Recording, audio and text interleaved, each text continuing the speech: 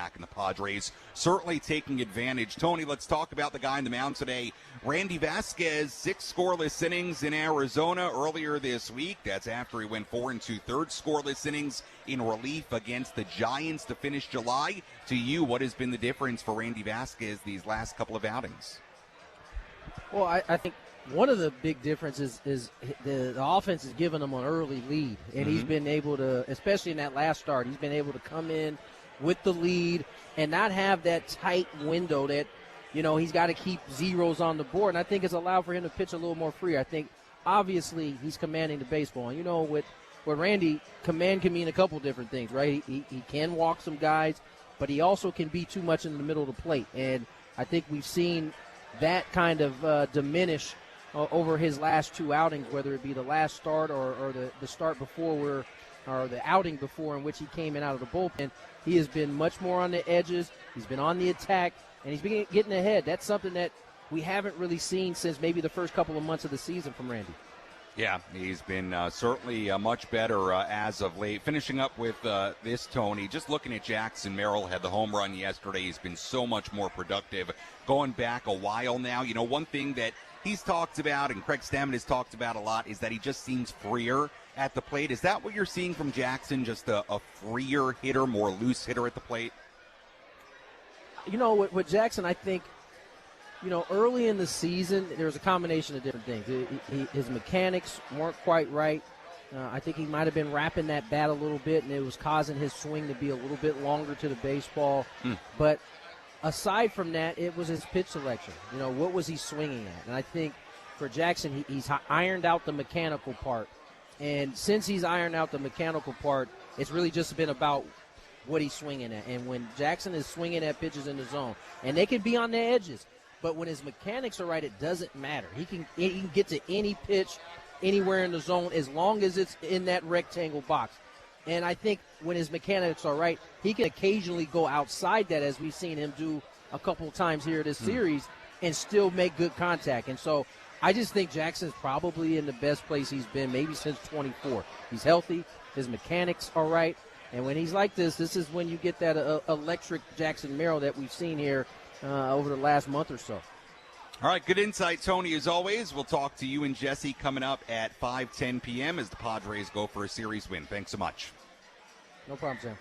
All right, Tony Gwynn Jr. joining us on Rico Water SoCal Padres pregame show here on the Padres Radio Network as we get ready for first pitch coming your way at 5:20. When we come back, we'll take our first look at the Padre lineup here tonight. We'll hear from Padre manager Craig Stammen. Again, a little bit later, you'll hear from new Padre outfielder Austin Hayes. Much, much more to do as we walk you up towards first pitch on a rare Sunday evening game here in downtown San Diego. Nationally televised game, but we've got your usual local coverage here on 97.3 The Fan and the Padres Radio Network. Our pregame coverage from Petco Park continues after this.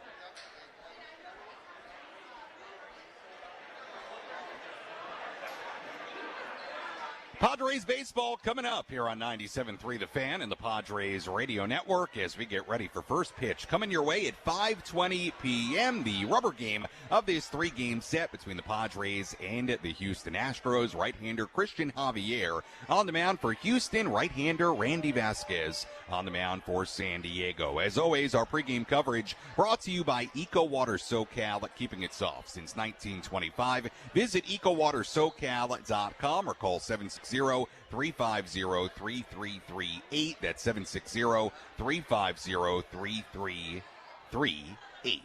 As we get ready for first pitch, let's give you a look at the Padres lineup here today. Looks like this. Fernando Tatis Jr. in right field, leading off. Jake Cronenworth at second base, batting second. Manny Machado at third base, batting third. Ty France at first base, batting cleanup. Batting fifth, Jackson Merrill in center. Luis Rengifo in the sixth spot, playing left field. Gavin Sheets, the DH, batting seventh. Xander Bogaerts at shortstop, batting eighth. And Freddie Fermin is doing the catching tonight and batting ninth. Again, headline of today, entering this one, the Padres signing veteran outfielder Austin Hayes. They optioned Gage Workman down to AAA El Paso. So let's hear more on that as we check in with the Padres skipper.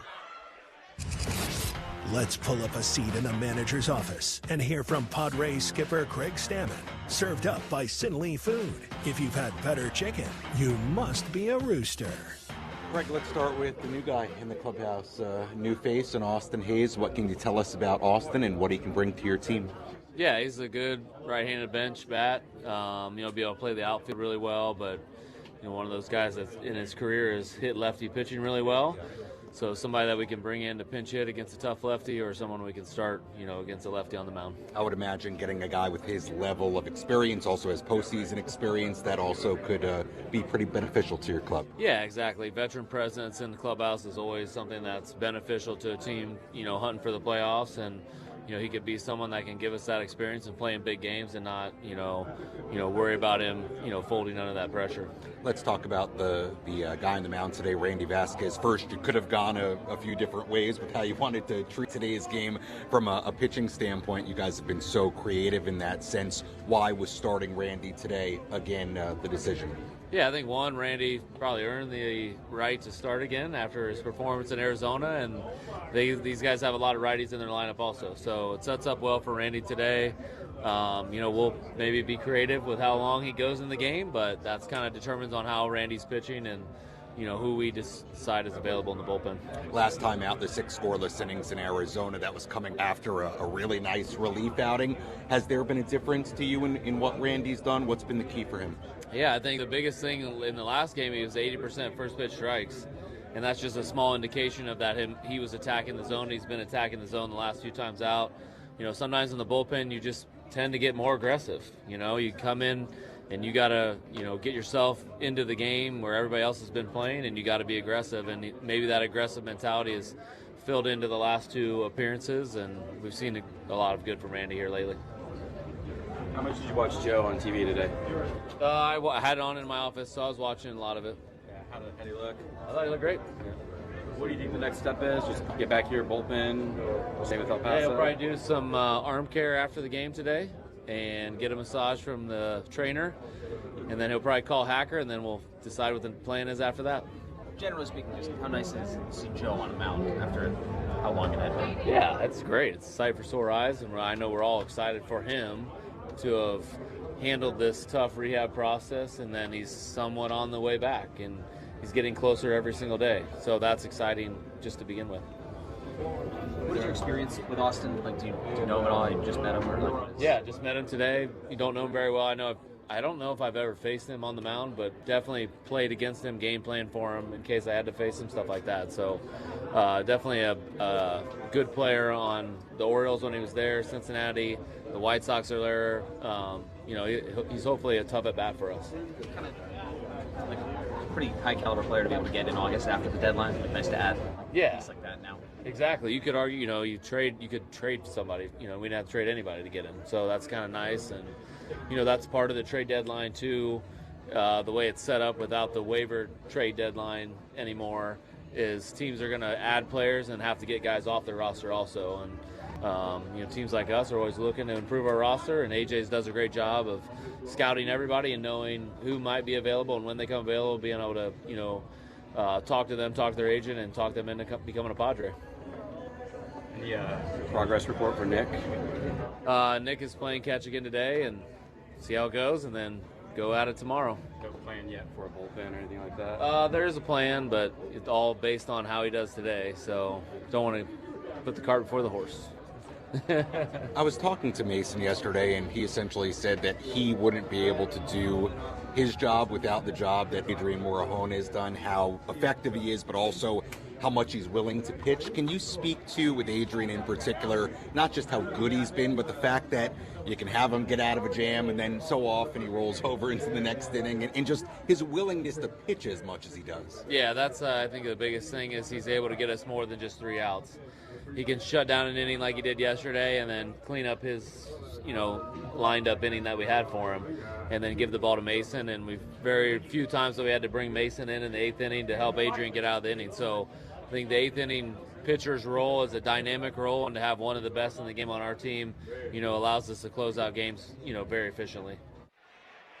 That was Padres manager Craig Stammen earlier today inside the Padres dugout. We'll hear more from Craig on our post-game coverage coming up later on this evening. Sam Levitt back with you inside the Western Metal Building here at Petco Park as we continue our EcoWater SoCal Padres pregame show. You heard Craig ask there about Joe Musgrove's rehab start today for AAA El Paso. That was in Reno in the Pacific Coast League today.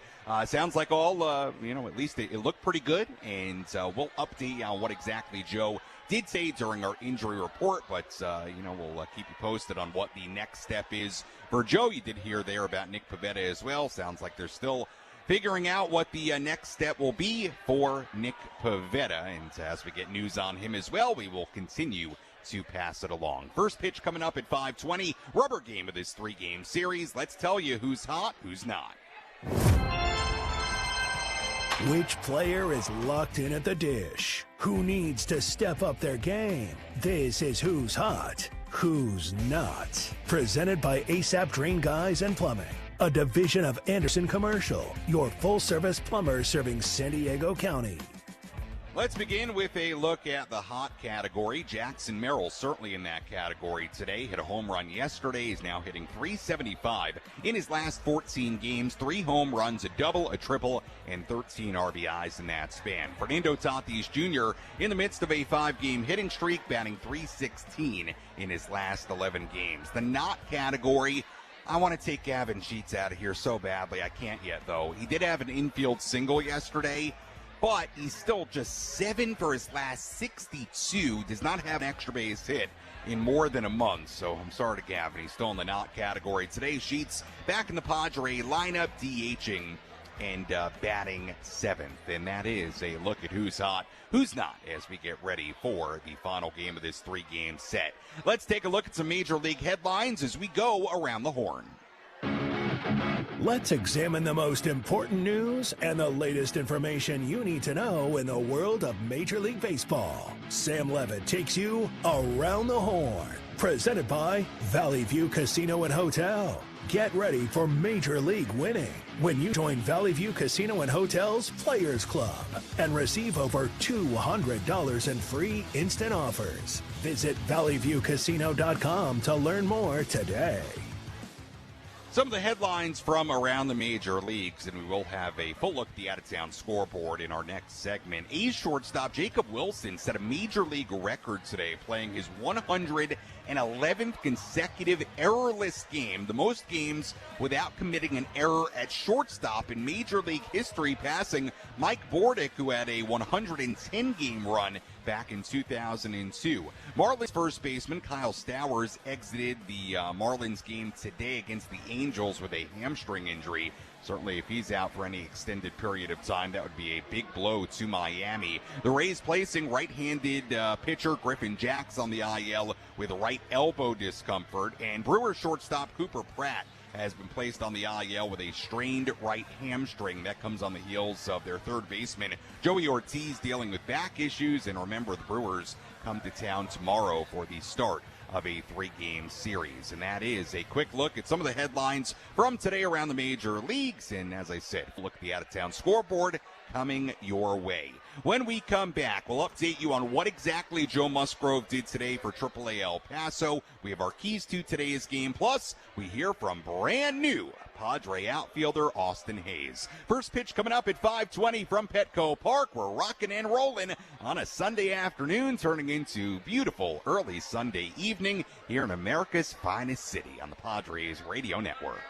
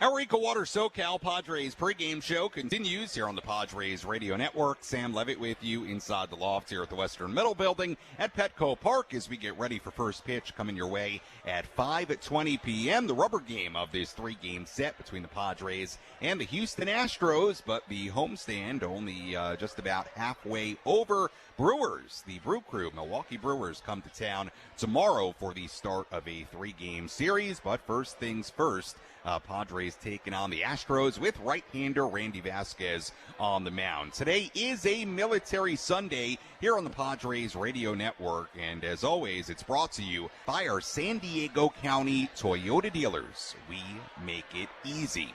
Let's update you on what Joe Musgrove did today on his rehab assignment for AAA El Paso.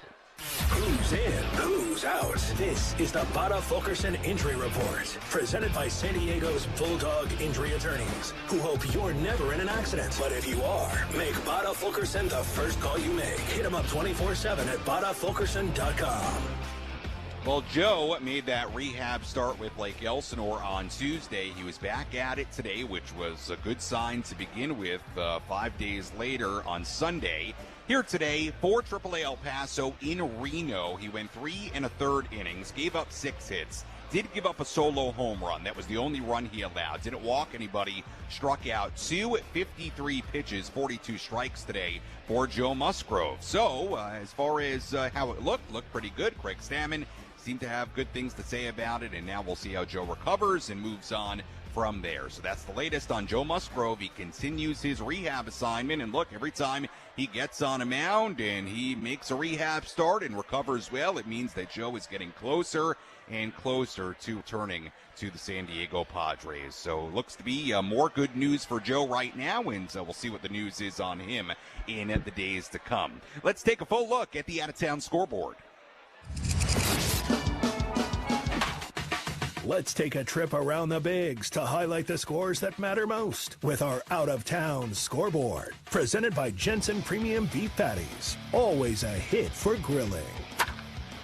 We take a full look at the out-of-town scoreboard with the Padres playing the Sunday night game today on national TV. Everything has gone final around the majors. Nationals beat the Reds 7-1 in D.C. The A's beat the red-hot Red Sox 4-3 at Fenway Park. Max Muncy hit a go-ahead double in the ninth inning for the A's to win that one. Mets beat up on the Pirates 11-1 in Pittsburgh. Luis Robert Jr., Francisco Alvarez hit home runs for the Mets in that one. Sean Manaea, former Padre, struck out 11 in 7 innings for the Met win. Phillies beat the Blue Jays 7-6 in 12 innings in Philadelphia. Derek Hill hit a walk-off single in the 12th inning in that game for Philly. Kyle Schwarber hit home runs 34 and 35 in that Phillies win. Braves beat the Yankees in 10, 2-1 in New York. Matt Olson, Trent Grisham hitting home runs in that game for the Braves and the Yankees. Michael Harris, the second RBI single in the 10th inning to give Atlanta the lead and the win. Marlins beat the Angels 12-3 in Miami. Griffin Conine had 2 home runs in that one. Home runs 11 and 12 this season for Conine. Jose Siri also hit a home run for the Angels. Cubs beat up on the Royals in Kansas City 10-2. Ian Happ, Miguel Amaya hitting home runs in that game for the Cubs. White Sox beat the Guardians 5-3 in Chicago. Colson Montgomery, go-ahead 3-run home run in the third in that one. Brewers beat the Twins 4-3 in Milwaukee. Jake Bauers, a walk-off single in the 10th inning, also had a home run earlier in that game. Jackson Chourio also hit a home run in that game for Milwaukee. Jacob Mizorowski struck out 9 in 6 innings, and I think the headline there is that the Padres will miss Mizorowski in this upcoming series. Again, Brewers win it 4-3 in 10. Cardinals beat the Rockies 7-4 in St. Louis. The Orioles beat the Rangers 10-5 in Texas. Pete Alonso home runs 24 and 25 on the season for him in that one. Tigers beat the Giants in 10, 3-1. The D-backs beat the Dodgers 4-2 in Arizona. Ketel Marte, a 2-run home run in the first inning, and that one is 20th of the season. And the Rays beating the Mariners in Seattle today by a final score of 4-1.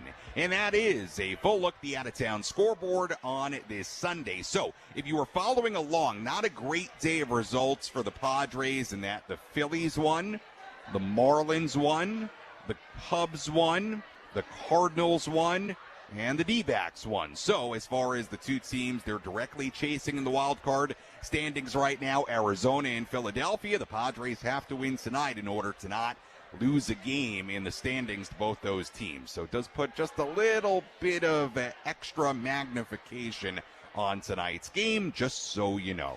Not that it's everything here in early August, but you don't want to lose a game this late in the year, really any day. So keep an eye on that. We'll see how things go tonight for the Padres in this series finale against the Houston Astros. Well, as we've been saying, certainly the headline of the day beyond what happens in the game tonight, the Padres signing veteran outfielder Austin Hayes. Austin immediately activated here today. He'll be available off the bench for Craig Stammen. Padres optioning Gage Workman down to AAA El Paso, who they just acquired in that trade from Detroit on Monday. Hayes, an all-star back in 2023. Even last year with Cincinnati, put together some pretty good numbers in 103 games at .266, 15 home runs, 64 RBIs, a lifetime .262 hitter. So he's a guy who can swing it quite a bit. Spent a lot of time in Baltimore, spent some time in Philadelphia, last year in Cincinnati, then signed with the White Sox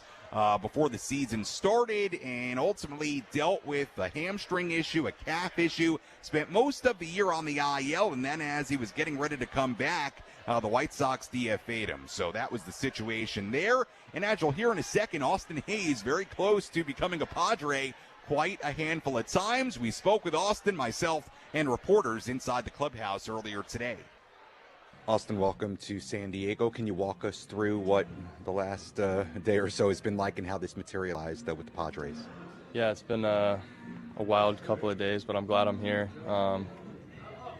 I finished my rehab assignment. I was slated to come back with Chicago, and I guess there just wasn't room for me on that roster anymore with just the things that changed while I was hurt. So I'm healthy, ready to play, ready to go. I was really excited to get back on a big league field, and unfortunately I didn't have the opportunity with Chicago. But after the 2 days of the waivers passed, and then I guess I was technically a free agent, I was able to get this opportunity right away. So I'm really excited to be here, be in a big league clubhouse, and get back on the field and be playing some games. When you looked at your scope of opportunities, why did this one make sense for you?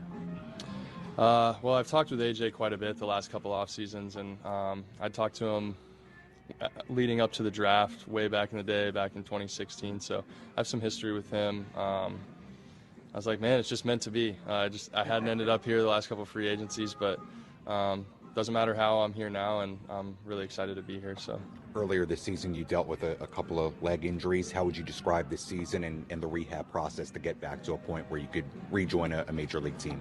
Yeah, it's been one of those years. You know, it's like you start to feel a little bit better, and then something else pops up. But we're in August. There's a lot of meaningful baseball to be played. I left one contender and came over here to a really good ball club that they're built to win, and they're built to go all the way to the finish line. So I'm really thankful that I'm getting the opportunity to join a team like that, and my legs are feeling good. I'm feeling healthy at the right time. I was swinging it really good on my rehab assignment, so I'm confident, healthy, and ready to go, and I'm excited to be in the clubhouse with these guys. It sounds like this isn't the first time you thought you might be headed to this clubhouse. Like, how close maybe were you ever to joining the Padres? Yeah, I'd had offers in the past, and you know, me and my wife had sat down, and I was really between San Diego and one other team a couple times. So we'd looked at San Diego so much and so many different ways here. So the fact that this happened so quick, it's something that we'd already talked about and already kind of imagined ourselves being here and pictured ourselves being here. So it's pretty easy to get behind that thought. The proximity to a playoff race, postseason position, did that have anything to do with picking here? Yeah, absolutely. I wanted to find a good opportunity for myself, but at the same time, I wanted to get back to the big leagues, and whichever team would give me the best opportunity to get back to the playoffs again. I've been in the playoffs 3 years in a row now with 3 different teams, so trying to keep that streak alive, and I'm getting to do that here, so it's definitely a part of it. I've gotten a taste these last few years of the playoffs, and I want to make it all the way to the end. How tough was it to kind of get that news that you're going to be DFA'd that's close to getting back to being active? Yeah, it was hard because I had a lot of conversations with Getz in the offseason about what we think the team could be. I really liked the moves he was making. I liked the guys that he'd brought in, and they had some young studs that started to turn it around the year before. So being there early in the year, going through a full camp, you know, you talk about the possibilities of what could be, and it was all coming to fruition. And just unfortunately, the team kind of found their way without me while I was hurt, and I don't get to see it through to the end. That's probably the hardest part. Just we had those conversations about like what we could do there, and they're doing it. You know, they're doing a great job. So I'm happy for those guys. I wish them nothing but the best, but that's just how this game goes sometimes. You know, it doesn't wait for you. What do you envision as the opportunity here? There could be some playing time in the outfield, some bench pinch hit kind of opportunities. How do you view it? Yeah, everything you said. If I get starts, I get starts. If I got to come in off the bench and face nasty lefties, I'm ready for that. Guys need days off. Whatever they need me for, I'm ready for. I've pretty much checked every box as far as the rehab goes and being able to play. So whatever they need me for, I'm here for it. I'm good with anything. I'm happy to be a part of it, and I just hope I can help these guys win games. That was new Padres outfielder Austin Hayes inside the Padres clubhouse earlier today. Hayes available off the bench here tonight in this series finale against the Houston Astros. First pitch coming up at 5:20 as the Padres go for a series win. Let's take a look at our keys to tonight's game. How will the Padres unlock a win today? These are the keys to the game. Presented by Rock and Block Turf and Hardscapes. Beautiful artificial turf that stays green all year long. Trust and experience. The job isn't done until it's done right. See them at rockandblocklandscape.com. Key number one, continue to be good against Yordan Alvarez. Alvarez leads the American League in all three Triple Crown categories. He has a .325 average to lead the AL. 35 home runs leads the AL. 86 RBIs also leads the American League. However, the Padres have been pretty good against Alvarez so far in this series. He's had a relatively small impact on the series, just an RBI single on Friday, despite going 0 for 4 yesterday with a couple of Ks. Alvarez is still hitting .386 with 6 home runs, 19 RBIs, 17 runs scored in his last 23 games. So, question here tonight is, can the Padres get through this series without Yordan Alvarez really hurting them? And that is, to me, a big key in tonight's game. That's key number one. Key number two, speaking of Astro hitters, how about winning against Walker? Christian Walker is hitting .333 with 6 extra base hits, 6 RBIs, 8 runs scored across a season-long 11-game hitting streak for the Astros. Walker has also reached base safely in a career-high 15 consecutive games, nearly a .400 on-base percentage in that span. So, continuing to do a good job against Christian Walker. That is key number two. Key number three, the good Randy V. Randy Vasquez went 6 scoreless innings and allowed just 2 hits against the Diamondbacks earlier this week. That's after he went 4 2/3 scoreless innings in relief against the Giants to finish July. Randy has a .068 ERA in his last 3 outings. That comes after he had near 7.5 ERA in 10 outings going back to late May. No doubt Randy Vasquez has been much better lately, and no doubt that Randy Vasquez has earned a start here tonight. By the way, he's been pitching. Can he continue to be the good Randy V? That's key number 3, and that's a look at our keys to today's game. When we come back on Reagular SoCal Padres pregame show, we'll tell you more about Astros starter right-hander Christian Javier. Plus, we tell you what to watch for in today's game. First pitch coming your way at 5:20 as we get ready for baseball on a Sunday evening here in San Diego. Padres and the Astros, the rubber game of this 3-game set on the Padres Radio Network.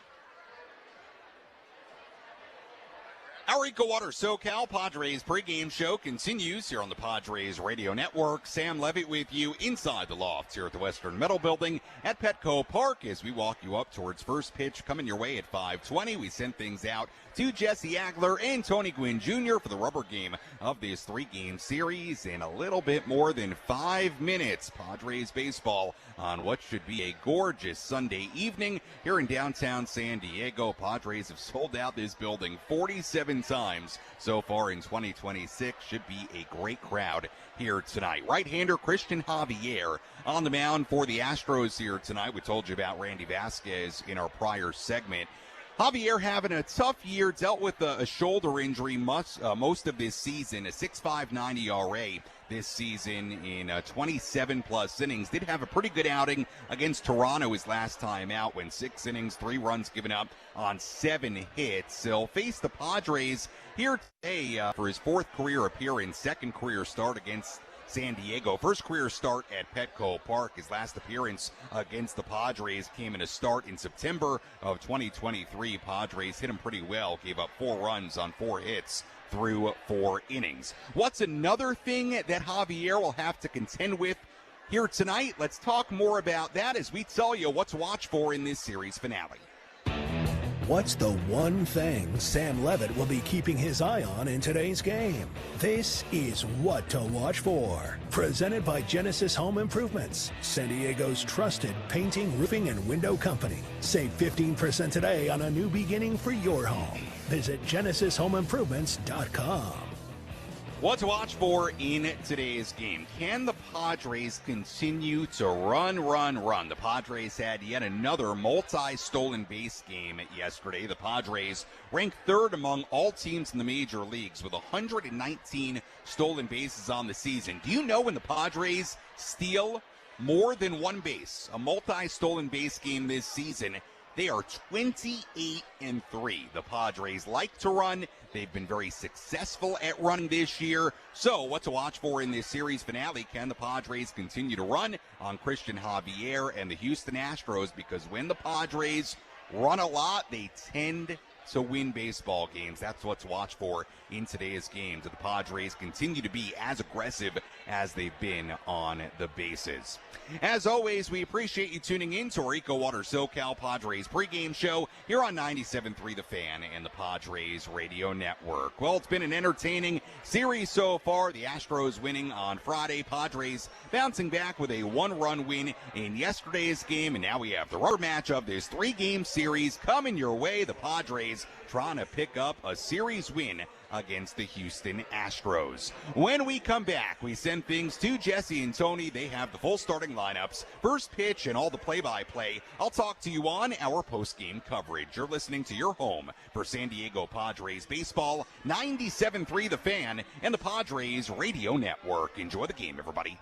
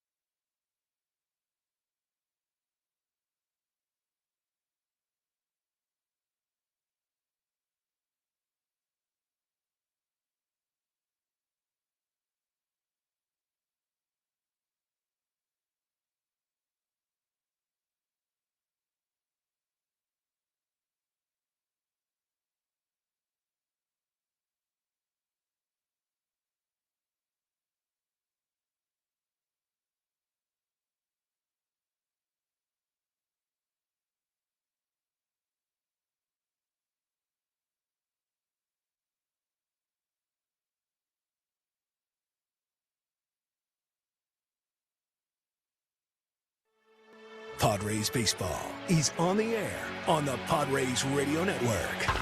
Number 350 for Manny Machado in his major league career. Merrill will jump, and he made the catch! Doctor, you can hang a star on that, baby! Padres baseball is proudly presented by Bill Howe Plumbing, Heating and Air, Restoration and Flood, Eco Water SoCal, Palomar Health Medical Group, San Diego Jeep Dealers, The Window Depot, Valley View Casino and Hotel, Pine Solomon Personal Injury Lawyers, Baja Rick's Cantina, Miramar Kitchen and Bath, Fraser Farms Market, Amvutra, ASAP Drain Guys and Plumbing, Lineage Watch Company, San Diego Ram Truck Dealers, Genesis Home Improvements, Bada Fulkerson Law Group, Kaiser Permanente, Sin Lee Food, Jensen Meat, Timber Tech, Smile Spirits, North County Transit District, Valvoline Instant Oil Change, Sid's Carpet Barn, Hamul Casino Resort, San Diego Criminal Defense Attorney David P. Shapiro,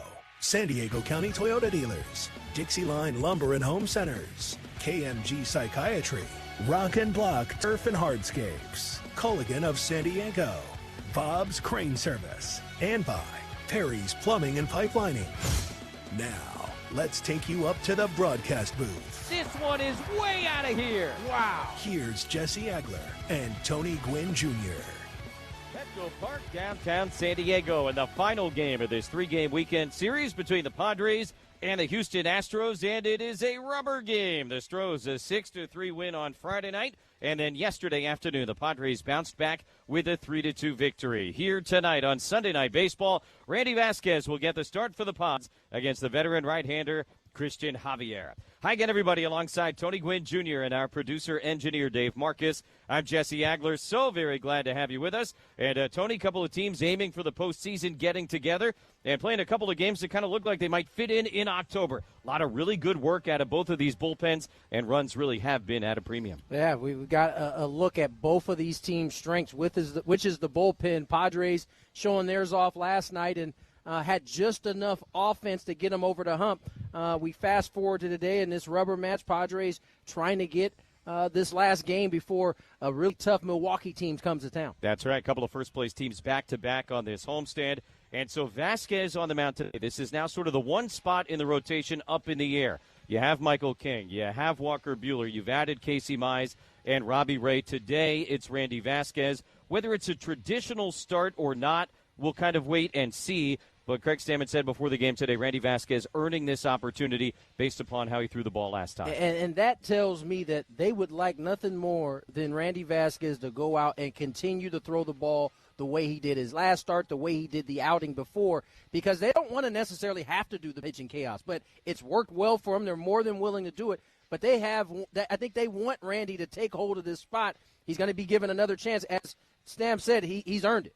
All the runs the Padres have scored in this series have come against the Astros starters. Against Blanco on Friday night, they got 3 runs. Yesterday afternoon against Peter Lambert, they got 3 runs, only 2 of which were earned. Tonight, it'll be Javier on the mound. He's missed most of the season because of a shoulder injury, and so I guess that's the challenge here tonight. Yeah, seventh appearance since coming off the IL, and he's thrown the ball pretty well historically against this Padre ball club. He's averaging about 1 run per start, and certainly the Padres are going to have to increase that if they want to win. When Christian Javier is on, this is a very, very good pitcher. So I think the Padres kind of have to go through that first time through and kind of see what they're working with. But this is a guy who historically has been tough on them. They'll have to have their hands full here tonight. He has started 2 combined no-hitters, including 1 in the World Series against the Phillies. Take a break, come back. When we return, Tony's got the starting lineups. It's the rubber game between the Padres and the Astros straight ahead on the Padres Radio Network.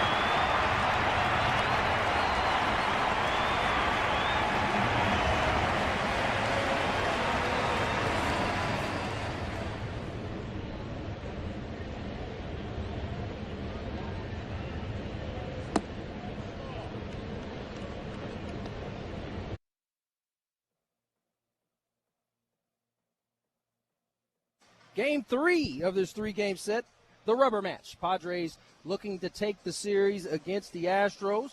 Let's get you to today's Astros lineup, brought to you by Palomar Health Medical Group.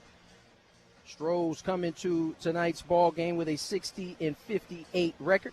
Jeremy Pena will lead off for the ball club. He'll be at shortstop. Yordan Alvarez is the designated hitter. He'll bat second. Isaac Paredes will bat third. He'll be at third base. Jose Altuve at second base. He'll bat cleanup. Taylor Trammell will bat fifth. He'll be in right field. Christian Walker will be at first base. He'll bat sixth. Dalton Varsho will patrol center field. He'll bat seventh. Yainer Diaz will bat eighth. He'll be behind the dish for the Astros. And Lamont Wade Jr. in left field. He'll bat ninth. On the mound, Christian Javier, 1-2 with a 6.59 ERA. Let's step away, take a break. When we come back, we'll have the Padres starting lineup as well as first pitch here on the Padres Radio Network.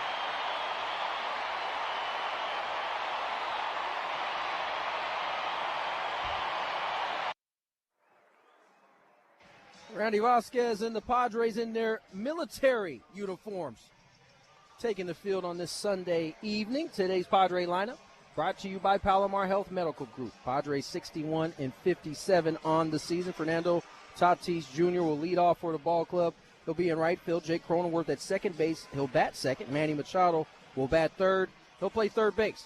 Ty France in the cleanup spot. He'll play first base. Jackson Merrill patrolling center field. He'll bat fifth. Luis Rengifo in left field. He'll bat sixth. Gavin Sheets will bat seventh. He'll be the designated hitter in tonight's action. Xander Bogaerts at shortstop. He'll bat eighth. And Freddie Fermin in the ninth spot.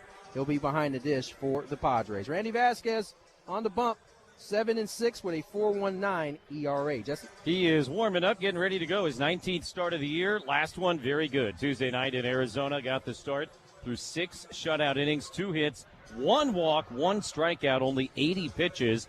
And might sound odd, but a big part of Randy's success the other night, the Padre offense. They led 3-0 after 1 inning. He had a 6-0 lead after 2 innings. And with that big lead, Randy went out and did exactly what he was supposed to do. Yeah, Padres offense gave him some cushion to work with, and you saw him be very aggressive from the onset of that ball game. He won't have the luxury of his team batting first here today, but hoping to get off to a good start, give this Padre team another quality start as we've seen this Padre team start to play better. Yeah, last night Michael King, a quality start. 6 innings, 1 run, 3 hits, as the Padres edged the Astros 3-2 to set up this rubber match here this evening. Final game of the year between the Padres and the Houston Astros. Jeremy Pena going to walk to the dish, get ready to lead things off. First pitch of the game brought to you by American Vision Windows. Choose any 2 offers this August, like free installation, free upgrades, or no interest for 18 months. For details, visit AmericanVisionWindows.com. As Tony said, Pods and the Camo on this Military Sunday. The Astros for the first time this weekend in those bright orange tops with the gray pants. And Pena will stand in looking for his first hit of the series. 0 for 4, 2 strikeouts yesterday, and 0 for 8 on the weekend. First pitch swinging and missing, a 95-mile-an-hour fastball. 0-1, and we are underway here at Petco Park. Pena will use his timeout after that swing and a miss. He is now 0 for his last 16. Following a 15-game hitting streak. Vasquez ahead of him, no balls and a strike. Next pitch on the way, and Pena takes in another fastball, this time 96 from Randy Vasquez, and the count is even at 1-1.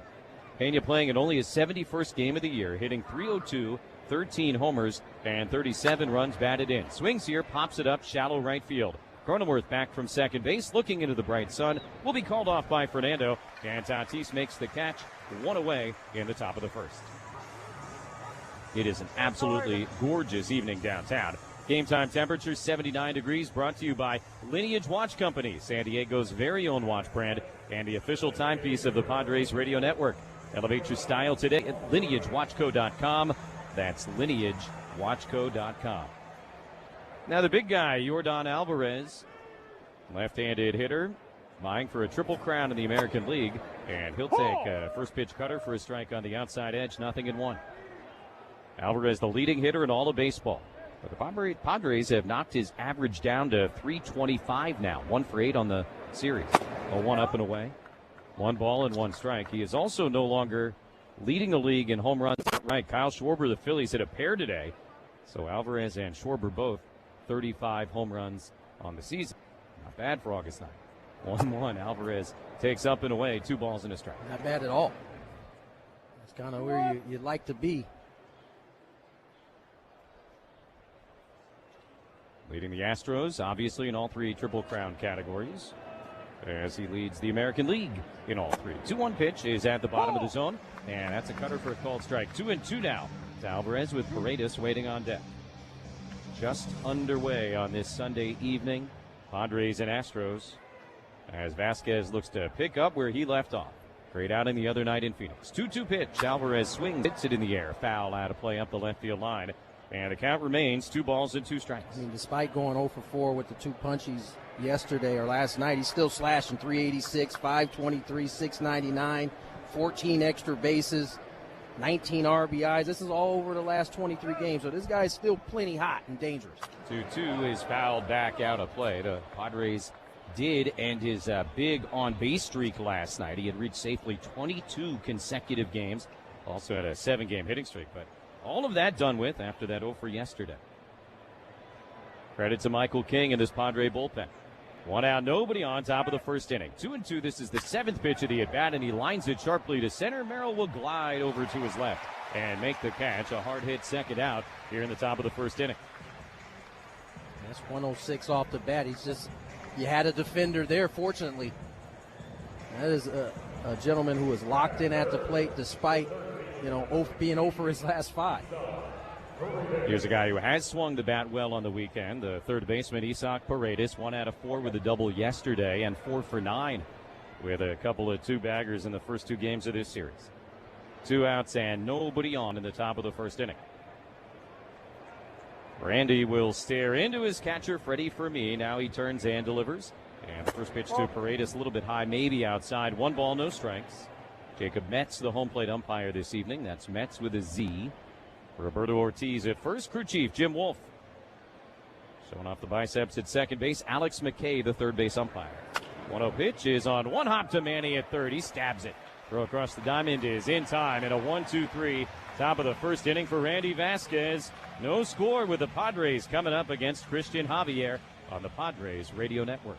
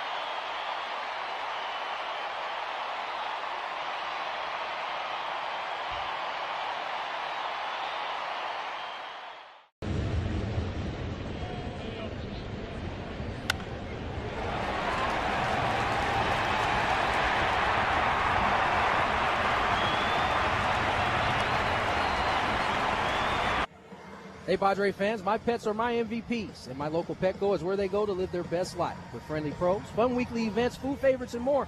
Petco, official pet partner of the San Diego Padres.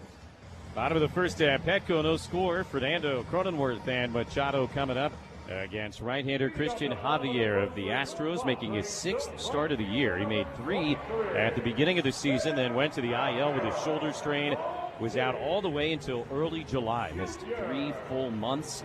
Has to be frustrating for him. Injuries a big part of the last couple of years.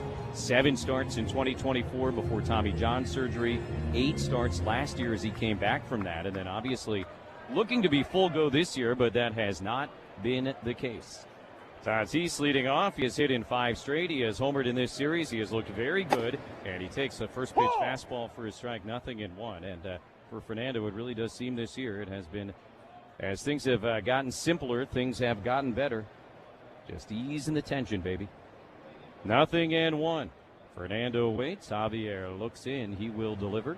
And Tatis hits it on the ground to third base. Backhanded near the line by Paredes. Long throw across is in time. And 1 out in the bottom of the first inning. He kind of snap hooked that one right at Paredes. And Javier gets out number 1 here in the first. Left-hand hitting Jake Cronenworth gets into the box. Started at first base on Friday night, back at second yesterday, and again here this evening. 2 for 7 in the series, had a single each of the first 2 games. 1 out, nobody on, scoreless in the first inning, and a fastball strike from Javier. No balls and 1 strike on Cronenworth. Javier last through Monday night against the Blue Jays, kind of a tough luck loss. Quality start, but an L. Never fun if you're a pitcher. Here's the 0-1, and Jake takes the slow breaking ball for a strike. 0-2. He went 6 innings, allowed 3 runs, didn't walk anybody. The most innings he's thrown this year, the most pitches he's thrown this year, 85. But the Astros fell 3-1 to the Blue Jays. And kind of his second straight nice outing after he worked 5 shutout innings as a bulk guy to get a win his previous time out. So maybe finding the feel again. 0-2 sent in the air, shallow center field. Varsho coming in. He'll call off the left fielder Wade. And a little bit over into the gap, he makes the catch. 2 away in the bottom of the first.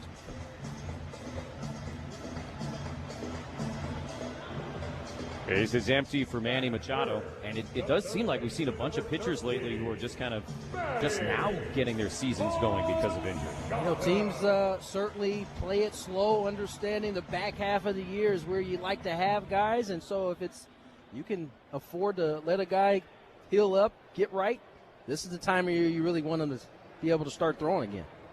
No score for Manny, who lines one right to Ty France in the on-deck circle. Ty shoots him a look. 0-1 on Machado. Speaking of guys trying to come back for the back half of the season, Joe Musgrove threw 53 pitches up at Reno today, pitching for El Paso as he continues to try and get himself back on this Major League roster. All updates like that are good updates, no matter what the outcome. 0-1, and Manny waves and misses strike 2. Yeah, no, I don't care about runs, hits, strike. To pitch count, that's like literally the only thing that I'm looking for on these Joe Musgrove rehab outing. How many pitches was he able to throw? And will there be more the next time? 0-2 to Machado. Javier delivers, and Manny takes way high. 1 ball and 2 strikes. Javier has had good success against the Padres in his career, although he's only had 1 start other than this one. Most of them have been out of relief appearances. In a couple of years since we've seen him, too. 1-2 is lined over Altuve and into center, a base hit. So Manny Machado now a hit in all 3 games of this series. That's a 2-out single in the bottom of the first. And the Padres' first hit of the game brought to you by Bob's Crane Service. 40 years lifting San Diego. Better known, family run, San Diego proud. From ADUs to steel, they lift it all. Bob's Crane Service, ready when it's heavy. Seen Manny really do a good job staying inside the baseball in this series. A lot of line drives in that exact spot, just to the right of second base as he picks up the 2-out knock. Gets Ty France to the dish here. Scoreless game, bottom of the first inning. And a fastball on the inside corner for a strike. Padre cleanup hitter brought to you by Perry Plumbing and Pipelining. The plumbers other plumbers recommend. Yeah, the only start that Javier's ever made against the Padres was back 3 years ago. September of 23 here in San Diego. 0-1 pitch. And France swings and misses strike two. Both he and Seth Lugo got knocked around pretty good in what was eventually a 7-5 win for the Astros. Just to give you a sense of how long ago that was. Javier and Lugo. He's allowed 9 runs in 9 innings of work coming into this start. 0-2 is high. Does not make for a good ERA. No, it does not. You don't want to average as a pitcher a run per inning. Manny at first, held by Walker. 2 outs, no score in the bottom of the first inning. 1-2 to France. Javier deals, and Ty reaches for it, lines it the other way up the right field line, but that'll push foul into the seats. And still 1-2.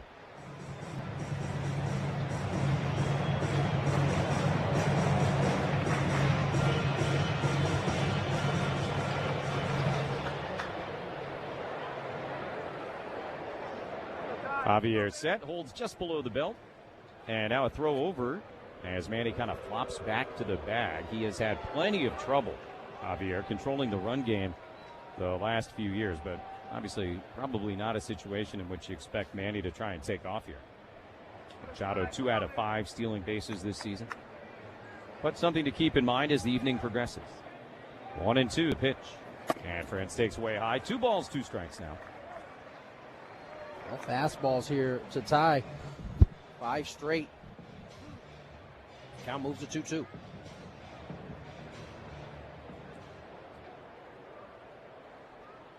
Javier never been a quick worker. One of the things he's known for. 2-2. And France fouls it straight back. Everything he does just kind of slow. He's very methodical in all of his movements. Something they picked up on when he was in the minor leagues. Even walking around the clubhouse. Like he's moving in slow motion. No score in the bottom of the first. Machado held by Walker. A little bit of a bigger lead maybe at first base now. 2-2. And the pitch to France. Check swing on the ball outside. They appeal he didn't go. And the count full, 3-2. Certainly Manny will be on the move now. Is Ty able to check his swing on the fastball off the plate? Again, all fastball. 7 straight heaters to Ty France. Walker backs up behind Manny at first. There he goes, and the 3-2 pitch. Reached for it and poked in the air to shallow right. Trammell comes in, and looking into that bright blue sky, he'll make the catch to end the inning. No runs, a hit. Machado left on base at after 1. No score against the Astros on the Padres Radio Network.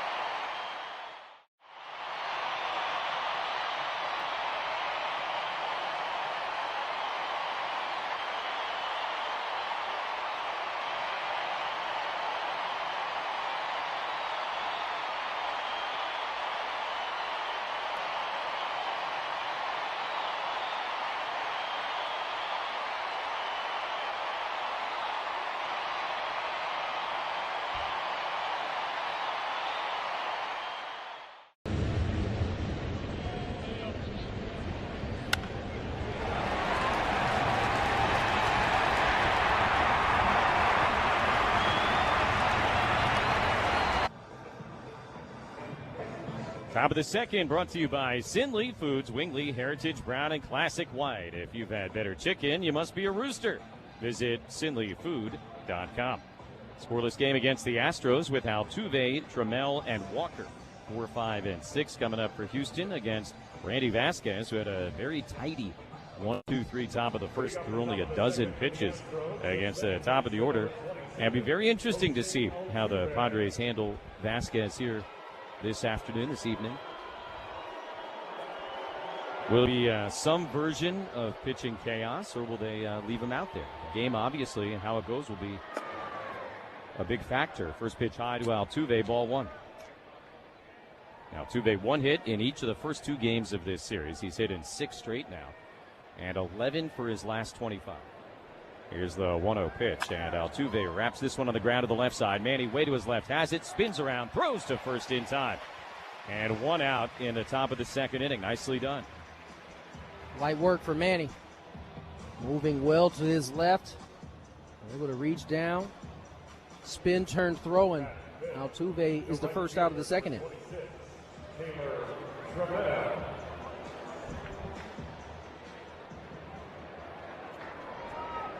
Taylor Trammell getting his second start of the series. Homered in his first at bat in last night's game. Shows Bond here, pulls back and takes a strike. 0-1. Left-handed hitter. Again, a rare start in right field tonight. Cam Smith is on the bench, which is just fine from our perspective. 0-1 pitch, and Trammell takes a little bit upstairs. 1 ball and 1 strike. The home run by Trammell for most of the day yesterday was the only Astro run. They didn't score again until the 9th inning. Ball and a strike, the pitch, and Trammell lines it through the right side. That's a base hit. So welcome back, Taylor Trammell. 1-out single here in the top of the second inning. First Astro base runner of the afternoon, and now Christian Walker will come to bat, and I bet Walker very relieved to be able to go today after that hit by pitch. 102 against Mason Miller in the 9th inning last night off the top hand.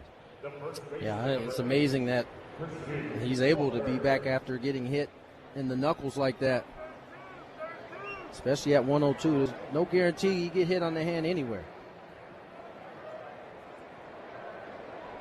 Right-handed batter with pop, and also swinging a great bat. 11-game hitting streak. Checks his swing on a cutter running away, ball 1. So, again, in terms of the Padre rotation, this is now sort of the one spot that's a little bit up in the air. You've got Michael King, obviously, Buehler, Mize, and Ray now. And what will they do with this spot? 1-0 pitch, and Walker lifts up the hands, takes inside 2-0. We formerly had pitching chaos. And I don't know that it's necessarily going to look that way now. And so yesterday we were kind of kicking around, what could we call it if not pitching chaos? Sort of a step down from pitching chaos. Here's a 2-0 to Walker. Runner goes, grounded to third. Manny to his left has it. Thought about second, but no play there. And the throw to first is in time as Trammell advances. So they kept themselves out of a double play by putting Trammell in motion. And a runner in scoring position, 2 outs, Dalton Varsho coming up. Yeah, I don't know what that term is yet. I think ultimately, best case scenario, the Padres would love for Vasquez just to kind of take the bull by the horns and take this spot. I think that's the best case scenario. It just leaves you less vulnerable moving forward. Runner on second, 2 outs. Varsho takes a little low, ball 1. Because the pitching chaos is predicated now on the guys before you get to this spot doing what they do, but we all know that it doesn't always work out that way. If today were to be, some version of that, you got to figure Kyle Hart, Griffin Canning would be, the guys involved out there. 1-0 pitch is upstairs, 2-0. I came up with a term. It's not great, but it's something. Pitching disorder. Okay. It's not chaos it's a necessarily. Step down from mayhem and chaos. Oh, mayhem would have been better. I think mayhem kind of fits in that first category. Yeah, it's too exciting. 2-0 pitch is down the middle of the strike. 2-1 to Varsho. No score in the second. Trammell at second base with 2 outs. And as you just heard, the count is 2-1. Boy, NBC's got a great microphone down by home plate. 2 balls and a strike. Vasquez delivers, misses high outside. 3 balls and a strike. Either that or the plate umpire, Metz, is very, very loud. 3-1 to Varsho with the number 8 hitter Diaz waiting on deck. Randy, a long look into Freddie Fermin. Now ready to go. Pitch on the way. And a foul ball back on a line to fill the count 3-2.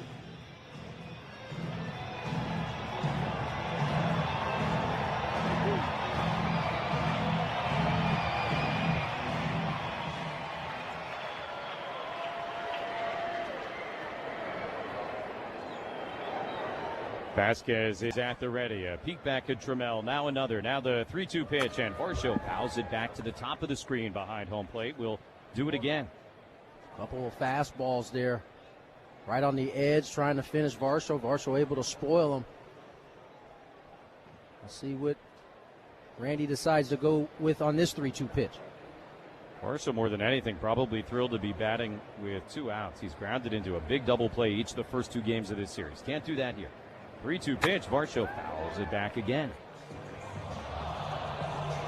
So Vasquez, after the 12-pitch first inning, has to work a little bit harder here in the second, mostly because of this at-bat. He's going to have to throw at least 8 pitches to Varsho.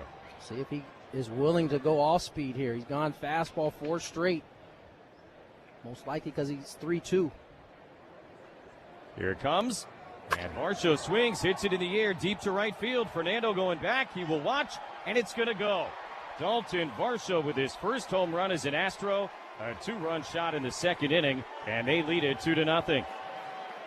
Well, he elected to go away from the fastball there, but he did not execute the sweeper. This ball ends up about middle, and up. Not where you want spin to be generally, and Varsho exits stage right. Astros lead 2-0. His first hit of the series. He'd been 0 for 8 in the first 2 games, but he clears the wall with great ease there, 395 feet out to right field. So the Astros ahead here in the second, and now Yainer Diaz turns away from a cutter. That's a called strike on the inside corner. Just made a mistake right in the middle of the plate. Paid for it. 0-1, and Diaz fouls it back, strike 2. So the Astros strike first. Team that has scored first has won each of the first 2 games of this series. In fact, the team that scored first has never trailed in each of the first 2 games of this series. Couple good bullpens. 0-2 way outside, kind of overcooked that 96-mile-an-hour fastball. Diaz started game 1 of the series, 0 for 4 with a couple of strikeouts. Pinch hit yesterday and drew a walk in the 7th inning, then had the RBI single against Mason Miller in the 9th. 1-2 pitch, Diaz fouls it back. Count remains 1 ball, 2 strikes. Hitting .259 on the year, 8 homers, and 28 RBIs. Missed some time earlier this year with an oblique injury, so playing only in his 60th game of the season here tonight. Bases empty, 2 outs, 2-0 Astros in the second. Here's the 1-2. And Diaz hits a slow grounder up the middle. Cronenworth going to backhand it on the other side of the diamond. And the one-footed throw to first is in time to end the inning. Astros, though, get a couple on the Dalton Varsho homer. And after 1.5, it's the Astros 2 and the Padres nothing. And now here's what's happening at Valley View Casino and Hotel, San Diego's favorite.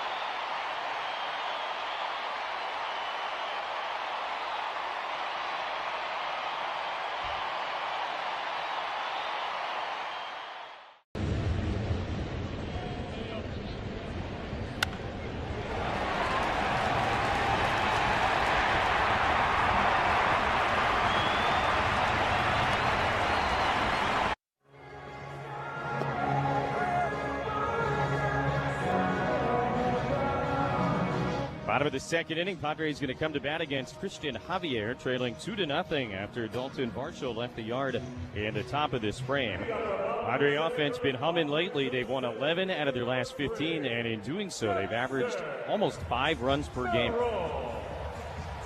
They've done so without hitting a bunch of homers. Yeah.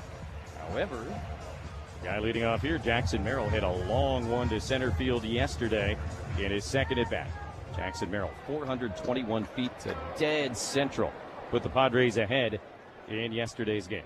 Facing Javier here, and the right-hander will deliver. Merrill takes the first pitch a little bit upstairs. 1 ball and no strikes. On that offensive front, I mean, that's in a span of 15 games. That's 4th in the National League. That's a huge uptick from where this Padre offense was before those 15 games. 1-0. And Merrill hits it in the air, foul out of play, left side. Crazy, too, that in that time frame, those 15 games, they have hit fewer home runs than any team in baseball, but they've got the great record. It just goes to show you, right? The Padres were struggling early with the long ball, and a lot of folks were asking, when's the long ball coming? But we've seen them play their best baseball here recently without the long ball. 1-1 pitch is fouled off the catcher. Diaz, strike 2. And in large part because of this young man here, Fernando, and Manny all getting going right around the same time. For Jackson, the home run yesterday is 7th since the All-Star break. And look down, all of a sudden he's got 17 on the season. Here's the 1-2, and Merrill swings, hits it in the air, high and deep to right center field. Trammell back into the gap at the wall, gonna go! How about another? Jackson Merrill with number 18 to the big part of the yard in right center. He goes deep for a second consecutive game, and it's 2-1. Right on cue. As I mentioned yesterday, the day before, Jackson's mechanics have cleaned up. And so that allows him to attack pitches up out of the zone. This one about a baseball and a half up. He gets to it easily, right center field. Padres cut the lead in half. Drive of the game brought to you by Jeep. With the Jeep Declaration of Deals, they're pledging their allegiance to the American people. I told you. Here's Rengifo. And he takes a sweeper for a strike, 0-1. Jackson hasn't been able to get to those type of pitches really since 24 on a consistent basis. But in the last, I'd say, month, he's been getting to it a lot more consistent. That's what leads you to believe his mechanics are cleaned up. 0-1, Rengifo chops it on the ground to the right side. Altuve on the outfield grass has got it. And the short throw to first in time for the first out. 2-1 Astros, 1 out, nobody on in the bottom of the second inning.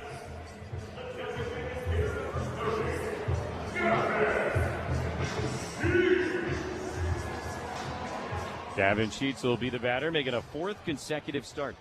Designated hitter each time. Big, strong left-handed batter. Padres down by 1. First pitch is a nice, sharp sweeper. And it drops in for a called strike, 0-1. Stat of the day brought to you by Culligan Water of San Diego, providing advanced water treatment solutions, including softeners, filters, and bottled water.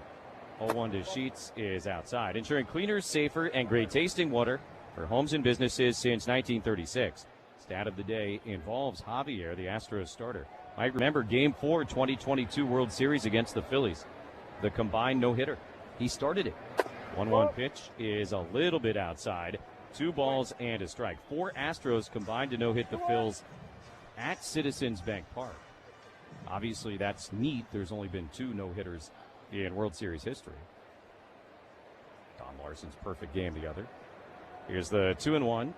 And Sheets swings and misses, was all tied up there. Count evens 2-2. He was also the starter for their combined no-no in the Bronx, July of 2022. And the stat of the day is that he is the first and I think still only guy to ever start 2 different combined no-hitters. 2-2. And Sheets takes low, 3 balls, 2 strikes. Kind of an odd feather in the cap, but a feather nonetheless. The one at Yankee Stadium, by the way, he went 7 innings, struck out 13, and threw 115 pitches. I remember that one. 3-2. Sheets takes outside ball 4, and Gavin Sheets continues to take good at-bats and continues to find his way on base, even without getting hits. And a 1-out walk here in the bottom of the second. Yeah, the interesting thing is teams have decided, it seems like lately, they're not going to throw him any fastballs. It's going to be all off speed.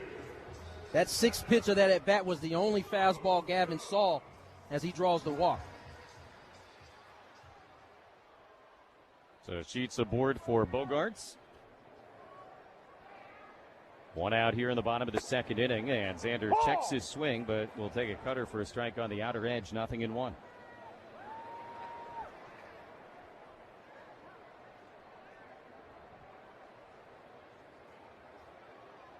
No balls and a strike. Javier deals, and Bogarts fouls it straight back. Aside from those two World Series no-hitters, there's only one other postseason no-no, Roy Halladay against the Reds. Crazy thing about all that, 2 of the 3 at Citizens Bank Park, which is, of course, a great hitter's park. Great hitter's park. The other crazy thing is both of the ones in Philly, 0-2, lifted in the air to left field straight away, more high than deep. Amonway Jr. drifting back, and he'll make the catch. 2 down, Sheets back to first base with Fermin coming up. So not only are 2 of the 3 postseason no-hitters in that great hitter's park in South Philly, but both times the opposing manager or the visiting manager, Dusty Baker. On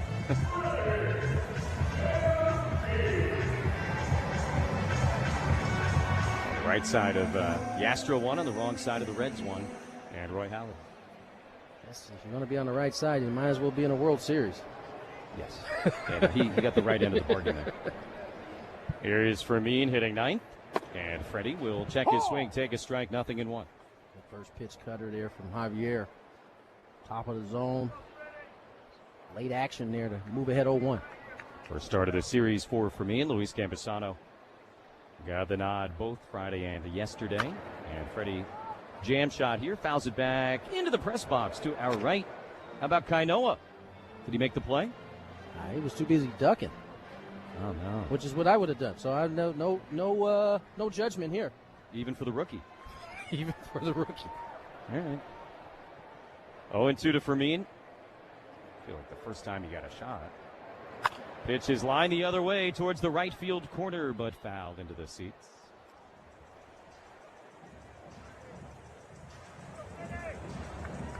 Oh, and 2 on Fermin. Sheets at first, 2 outs, 2-1 Astros in the bottom of the second inning.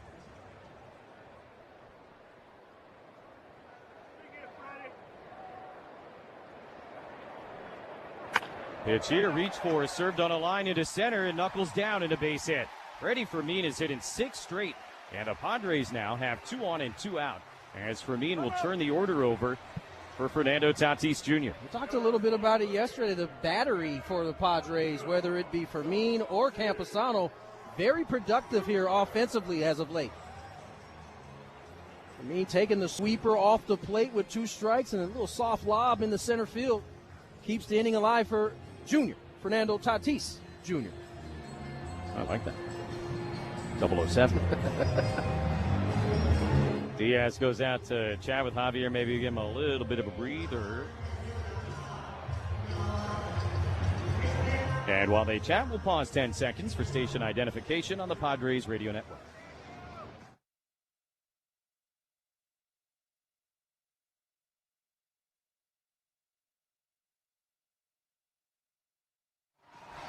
We have Tony Gwynn Jr. and our producer, engineer Dave Marcus. I'm Jesse Agler. Padres trail the Astros 2-1 in the bottom of the second inning, but they threaten here with 2 on and 2 out for Jr. Fernando Tatis Jr. I like that. Fermin at first and Sheets at second. You might have really come up with something. Javier ready. Now the first pitch on the way. Tatis swings, hits it in the air to deep center field. Varsho going back. He's got room. And about 5 feet in front of the warning track. He'll reach up, make the catch. And that ends the inning. Padres, though, get on the board thanks to another Jackson Merrill home run. And we'll head to the third at Petco Park. Now the Astros 2 and the Padres 1 on the Padres Radio Network.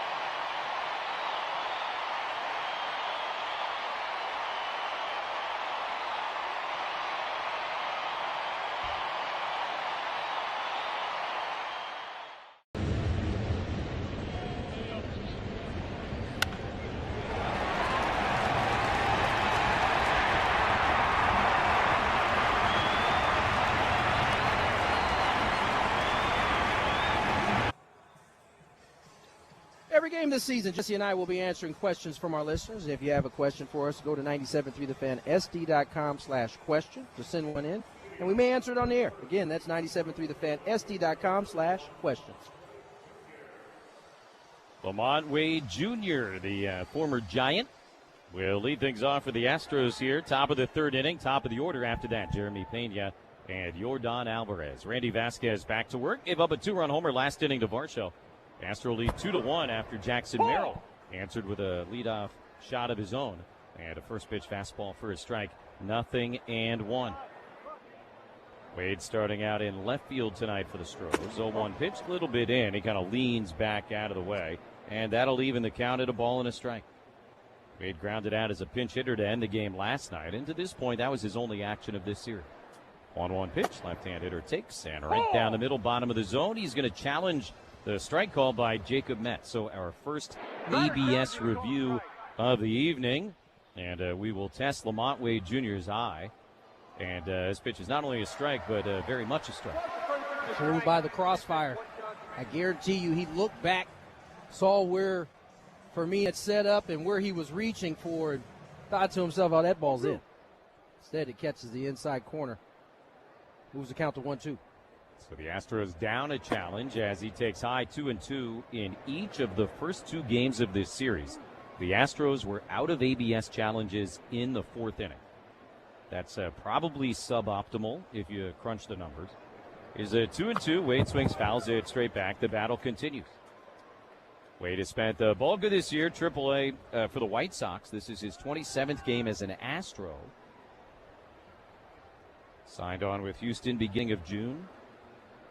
After the White Sox let him go. 2-2 pitch is outside. And now full count, 3 balls, 2 strikes. Wade now 32 years old, grew up in Baltimore, played his college ball down at the University of Maryland. We don't talk too much about the Terps in baseball, yeah. 3-2, foul back again. Good battle here with Vasquez. That was pitch 7. Now, got to this 3-2 count when he was facing Varsho. Hung a sweeper. See what he does here to Wade. 3-2, and Wade swings, hits it on the ground to first base. France has it behind the bag, underhand flip to Vasquez, covering in plenty of time, 1 down.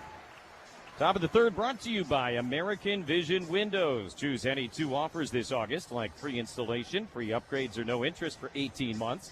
For details, visit AmericanVisionWindows.com.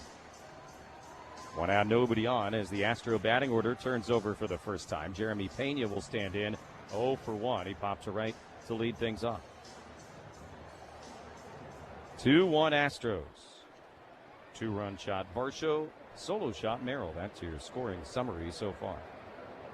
First pitch to the right-hand hitter, hot shot to short, backhanded by Xander. He's got it, sets himself, and the throw to first is in time, 2 down. Nice play right at Xander. About a step and a half to his backhand side, gets to it. And a firm throw for out number 2. So the base is empty for Yordan Alvarez. That's exactly how you want to face him. 2 down, 2-1 Astros here in the top of the third inning. First pitch to the left-handed batter outside, ball 1. Padres have handled him very, very well to this point. But obviously, it kind of feels like a ticking time bomb situation. Right. 1-0 pitch, check swing, and outside 2-0. You almost wonder if he'll get anything to hit in this 2-out, nobody on situation.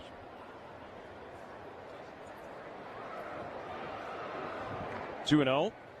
And Alvarez hits it in the air, foul out of play left side. Saw him in between innings looking at the iPad and having a full-on conversation with himself. Wasn't happy with whatever he was looking at, even though he hit a laser to center field. 2-1, and Alvarez swings and sends it in the air to left center, deep but playable. Merrill there, he will call off Rengifo. Jackson makes the catch, and a 1-2-3 third for Randy Vasquez after 2.5. The Astros 2, the Padres 1, and now here's what's happening at Valley View Casino and Hotel, San Diego's favorite.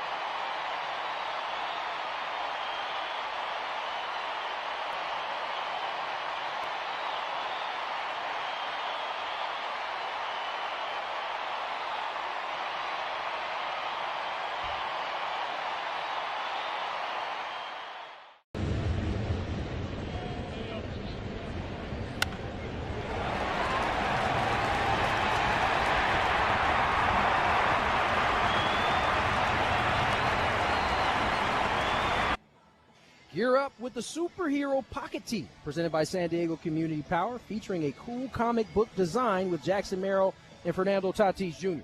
This soft T-shirt is limited to the first 40,000 fans in attendance when the Brewers come to town tomorrow at 6:40. Visit Padres.com/giveaways. If I might, you and I got our hands on those T-shirts yesterday. These are like the nicest giveaway T-shirts I've ever seen in my life. No doubt. No doubt. I enjoy the cartoonish kind of background on the shirt. Awesome. Great design and the quality of the shirt. You would think you'd buy it at like a nice store. Cronenworth leads off. 2-1 Astros in the bottom of the third inning. And a breaking ball strike, 0-1 from Javier. So that's the giveaway tomorrow. Padres.com/tickets, like Tony said, if you don't have yours. But, I mean, it's seriously the nicest giveaway T-shirt it really is. I have ever seen. 0-1, and Jake swings, grounds it foul right side. And it's not too busy. It's a T-shirt, SD on the front, and then the great background on the back of the shirt. And you know me, I'm not a superhero guy. No. Don't like the movies, don't like the books, but I like the shirt. Yeah, see, I am a superhero guy, so it all lines up for me. I didn't know that.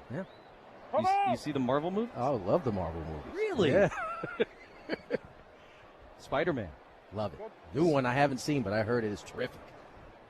How did I not know this? I don't know. We haven't talked about this, huh? I guess because I don't like it. 0-2 is grounded foul. That's something we have in common. I guess, yeah. It's a rare thing. What's the best one for you? Spider-Man is probably the best one.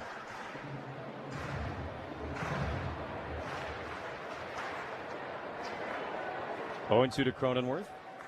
And Jake takes low.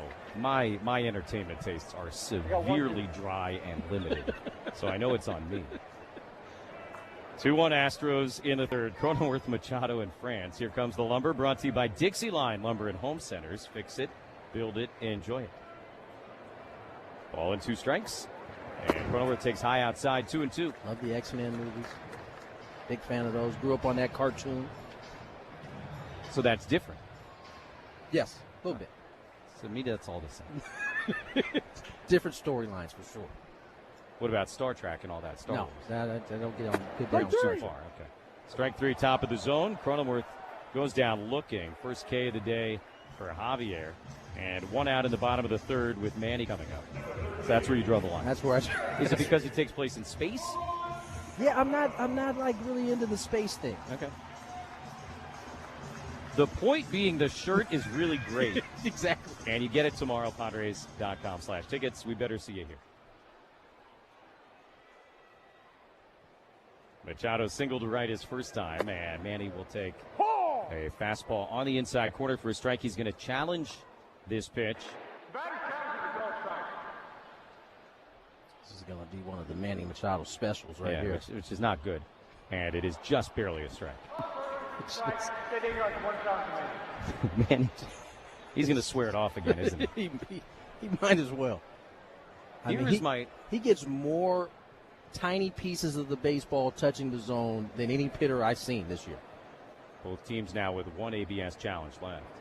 0-1 swung on and popped up behind the plate. Diaz to the backstop. Will just run out of room. Comes down in the first row behind the Padre on deck circle.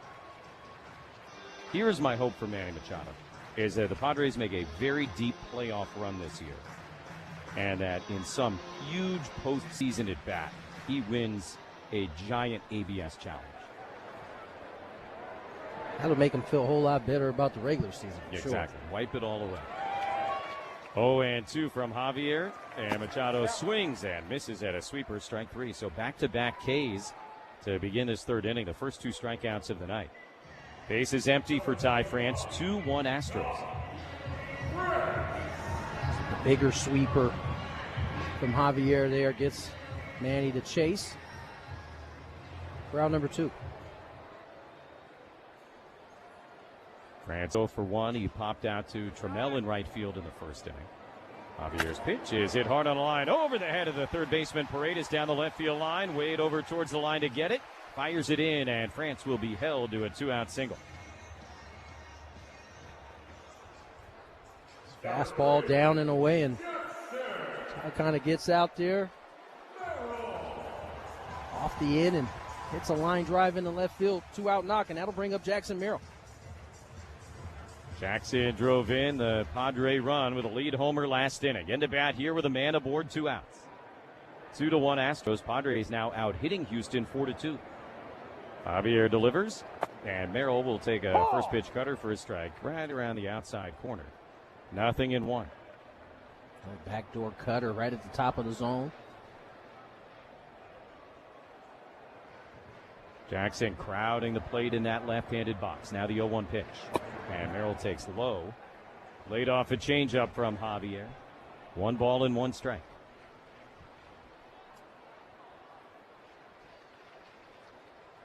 France at first, 2 down, trailing by a run in the bottom of the 3rd inning. 1-1. Here's the pitch. And Merrill takes outside. Came back with the changeup. 2 balls and a strike.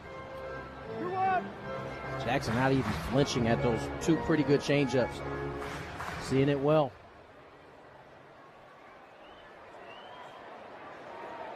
Javier ready now, the pitch. And Merrill fouls it back on a line into the net behind home plate. So the count is even 2-2.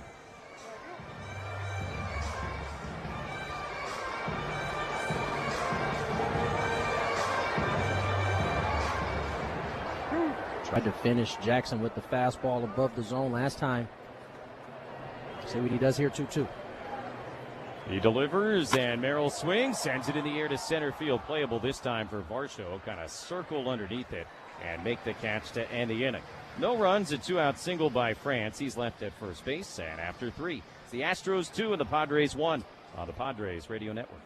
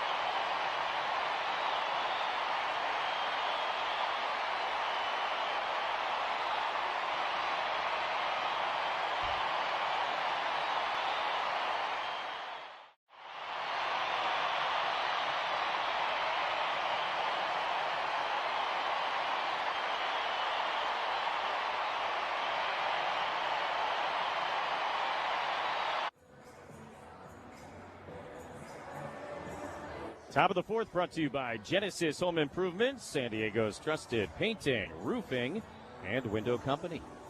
Astros come to bat against Randy Vasquez with a 2-1 lead. Paredes, Altuve, and Trammell coming up.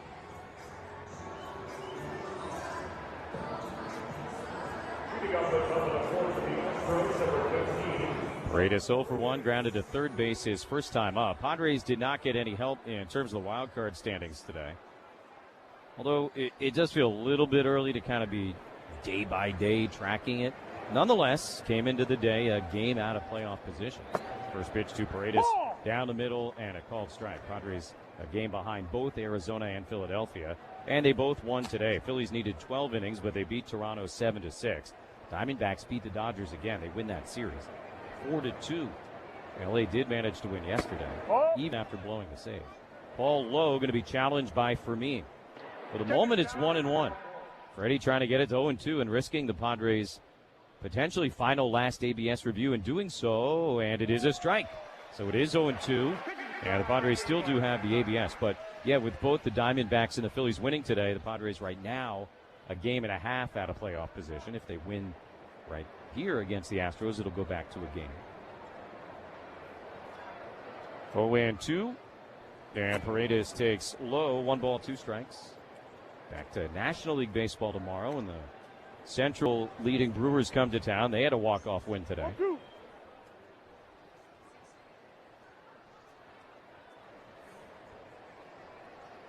1 ball and 2 strikes to Paredes. Vasquez deals, and that's popped up mile high behind third base. Machado and Bogarts are both there near the line. Manny will call him off, and in fair territory on the grass, Machado makes the catch. 1 out in the top of the 4th inning. Pretty wild when you look at the National League standings, by the way. The division leaders right now, Milwaukee, 74 wins. Atlanta, 71 wins. And then the Dodgers with 70. So, you know, right now, the Dodgers would be the team that had to play in the wild card round as a division winner.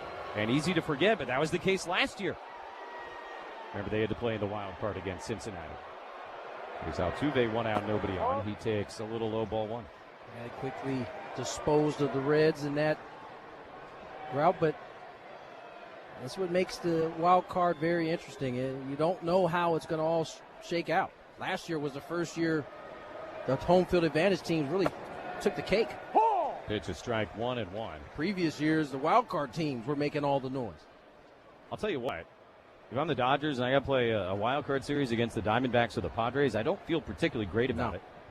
Those are probably your worst 2 matchups. 1-1. Altuve grounds it to Bogarts in between hop, handled nicely. And a throw to first is in time. 2 down in the top of the 4th. Padres trail the Astros 2-1. Taylor Trammell coming up. Kyle Hart, by the way, has started to throw in the Padre pen. He threw 49 pitches on Wednesday after Casey Mize departed that game. Number 26, Taylor Trammell.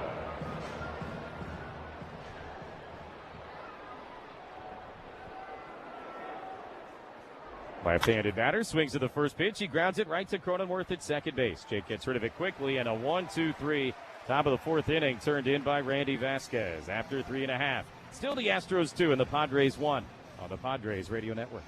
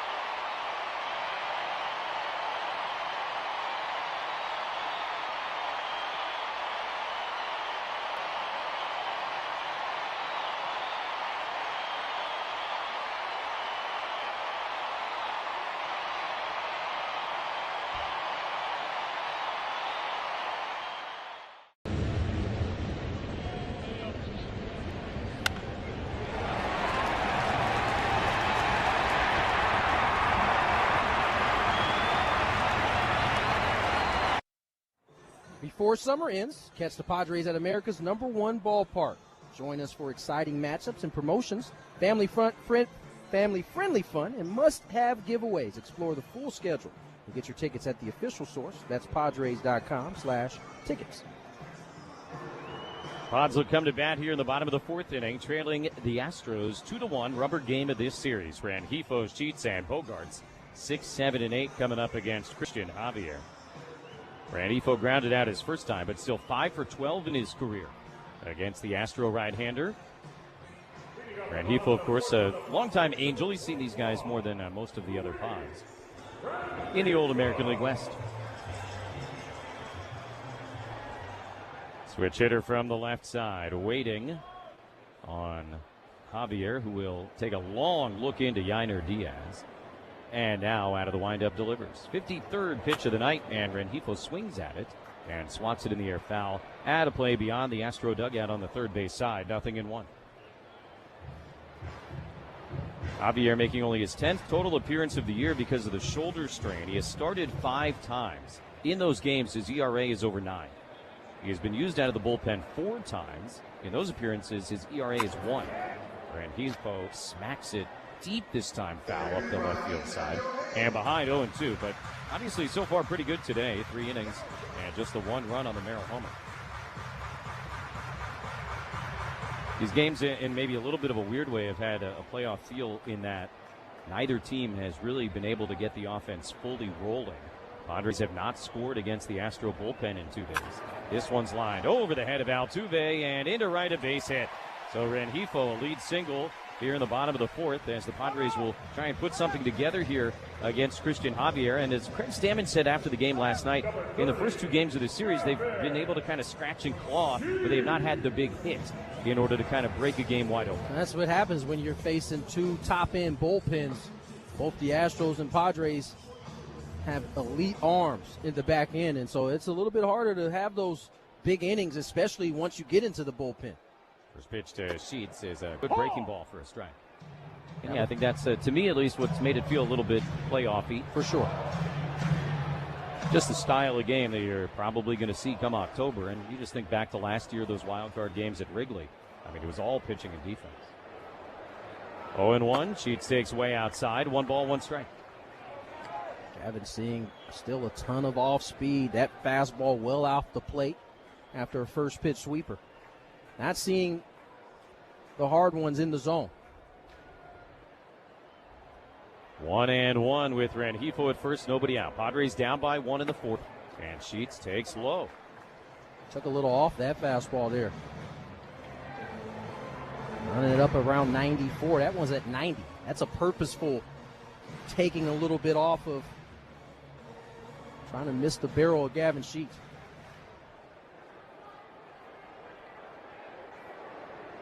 Two and one. Javier with a long pause. Now the pitch. And Sheets swings and knocks it foul over the screen behind home plate. 2-2. Here's the change. That one's in the zone there. And Gavin seeing a ton of off speed right now.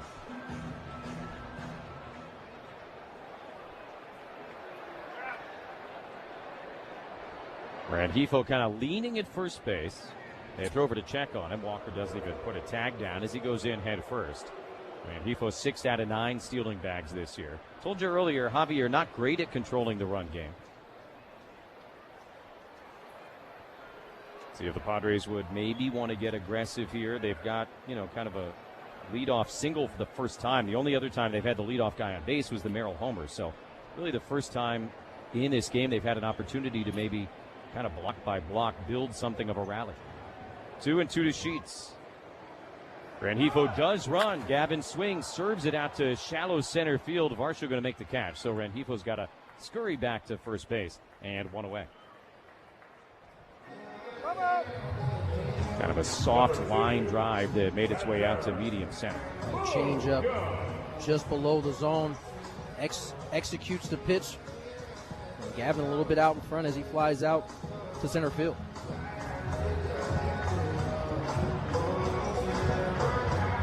Bogart's the batter with Rengifo at first, 1 out.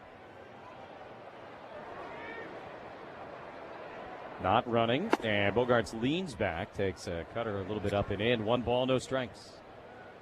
Xander flew to left, his only other time up here this evening. Looking for his first hit of the weekend. 0 for 4 on Friday night. 4 groundouts, including a double play. 0 for 3 yesterday. 1-0, Rengifo runs. Bogarts hits it in the air to right field straight away. Trammell going back, still going back, and right in front of the warning track makes the catch. And again, Rengifo going to have to hustle back to first base. 2 down. So the Padres got the lead single. Twice Rengifo has been on the move, but both times he's had to head back to first base on a ball caught in the air. And that'll be left up to Freddie for me to try and keep this thing going.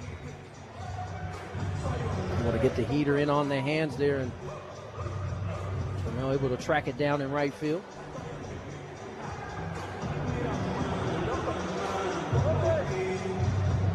Fermin uses the timeout to begin his at-bat. And now ready to go against Javier. Freddie singled his first and only time up here tonight. 2-1 Astros in the bottom of the fourth inning. And the first pitch way high, ball one.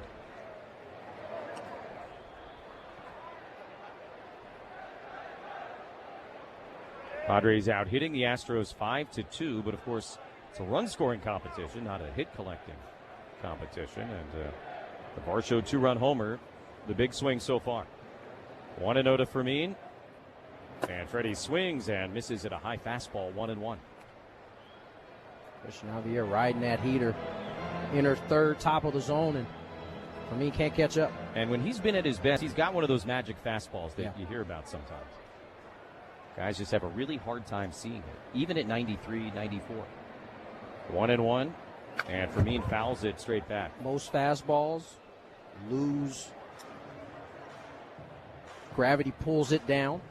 And some guys have enough spin on their fastball where gravity doesn't have the same effect, so it gives the appearance that the pitch is rising. And the Astros got quite a few guys like that. I'm sure that's intentional.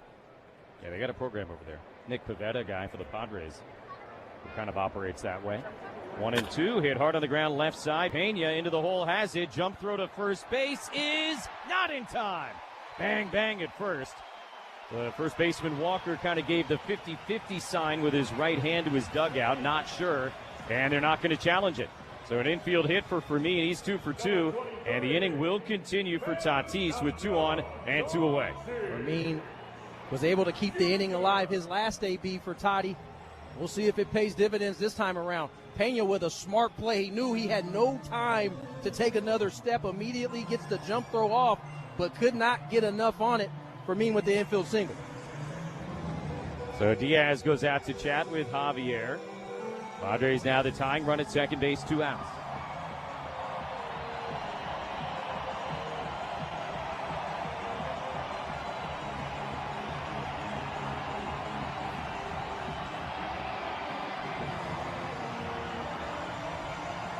Five of the 6 Padre hits tonight have come with 2 strikes. It's not easy to do against a guy like Javier especially, but Padres trying to find a way to scratch another run across. Fermin at first, Rengifo at second, down by 1 in the bottom of the 4th inning. Fernando gets in, waiting on Javier. First pitch on the way, and Tatis takes in on the hands, ball 1, 95 on that fastball from the veteran right-hander.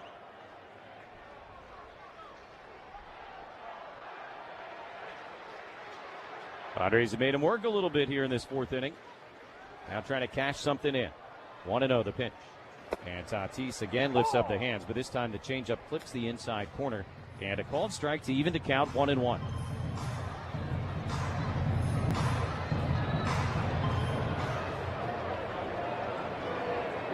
Walker plays behind Fermin at first base, so he's got a huge lead over there.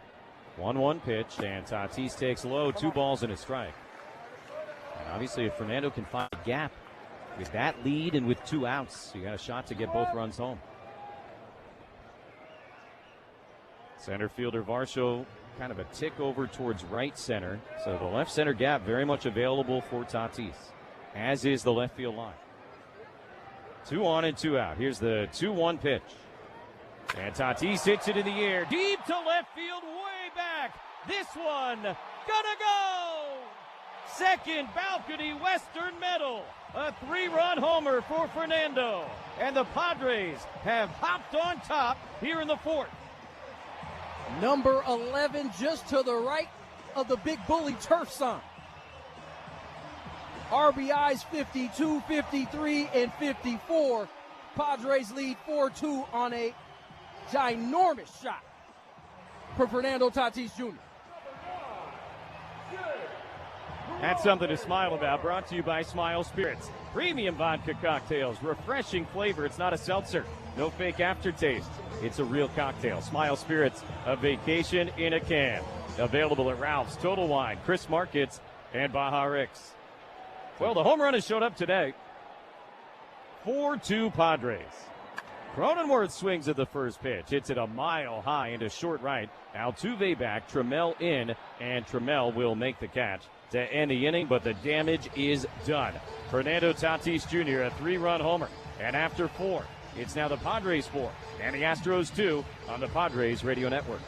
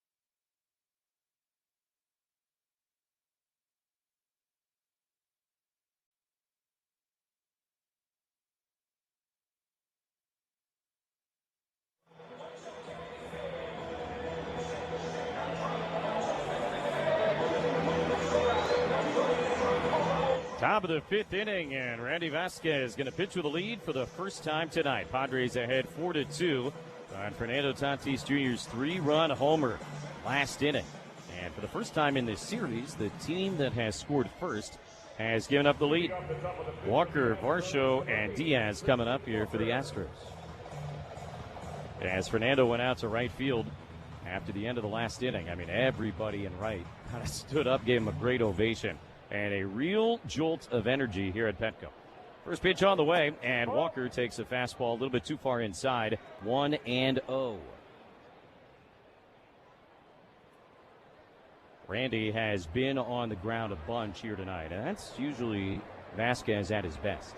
Here's the 1-0. Walker swings, lines it to center field. Merrill on his way in will slide forward on his knees to make the catch, 1 away. Nice play from Jackson. Little knuckle off the bat, it looks like. Able to track it down and get out number 1. Question of the day brought to you by Kaiser Permanente. If you have questions about your health, visit kp.org/San Diego. Kaiser Permanente, a better idea for healthcare. Here's Varsho, had the 2-run homer back in the second that gave him a 2-run lead, and he takes low, ball 1.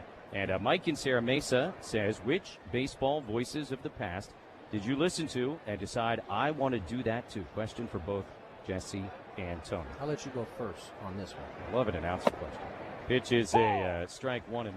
Obviously for everybody, right, this kind of depends on A, how old you are, and B, where you grew up. So kind of start with the national guys of, you know, when I was growing up, and that was kind of Vin Scully, John Miller, swing and a miss, 1 and 2. They did the big games. Eventually a little later, Bob Costas. You know, my formative years, those were the big national voices that I heard most. But, you know, growing up, the Marlins didn't exist till I was 11. I grew up in Florida. And so we got the Met games on TV and radio. And so those guys were huge for me. Fouled back. And as I got, you know, kind of a little bit older and got serious about wanting to do this, Gary Cohen, who's now the Mets TV guy, but did radio for a long time too, was a huge, huge influence. And, you know, somebody I listened a lot to, studied, really took very seriously. So that's kind of my short list. I'm leaving out 1,000 people, so I feel terrible about that. But 1-2 Varsho is right down the middle, top of the zone, strike 3 called. That's the first K today for Vasquez, 2 down in the top of the 5th inning. Padres lead it 4-2. Good front door sinker there from Vasky and gets the punchy. I had a very unique experience because of my dad and his videoing. So I heard pretty much every voice around baseball. It started here, obviously Jerry and Ted and Bob Chandler and Rick Monday for a little bit. Bouncing ball to third base off the bat of Diaz. The throw to first pulls France into foul ground, but they make the play. And another 1-2-3 inning for Randy Vasquez. We'll get back there, but how about 10 in a row put down by the Padres starter? Midway at Petco. It's the Padres 4 and the Astros 2 on the Padres Radio Network.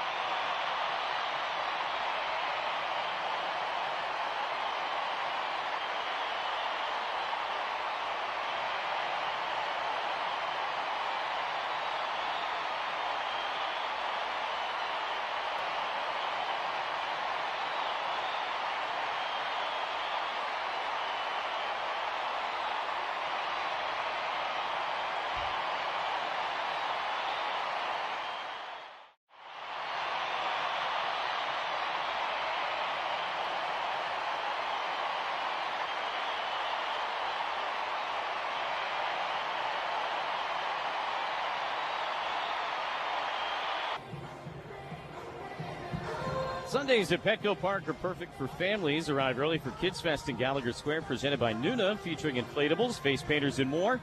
On select Sundays, the fun continues after the game with Kids Run the Bases, presented by Chick-fil-A. Join the festivities at padres.com/kidsfest. See all the action out there today at Gallagher Square. Hope everybody's having a great time. Bottom of the 5th, Padres 4, Astros 2, Machado, France, and Merrill coming up. Here comes the Lumber, brought to you by Dixie Line Lumber and Home Centers. Fix it, build it, enjoy it. We were talking about announcers we grew up with and how you got to grow up with everybody. Yeah, Dave Campbell, also a former Padre announcer, and then you get going around the league, Vince Scully, obviously, John Miller, I got to listen to everybody, all of the Bucks. It was a unique experience in hearing all those different voices really kind of colored my baseball childhood. And so I have many voices that go off in my head from time to time. Machado leading off. In a good way, by the way. First pitch, and Manny swings, sends it back this way. And that'll be strike one. It's so neat now, with the MLB app to be able to watch and or listen to every team pretty much every night. National exclusivities aside. 0-1 to Machado. And a ground ball up the first baseline, foul. Nothing in 2. It's funny, I kind of had the MLB app in my dad at a very, very young age, listening to all these different excellent broadcasters.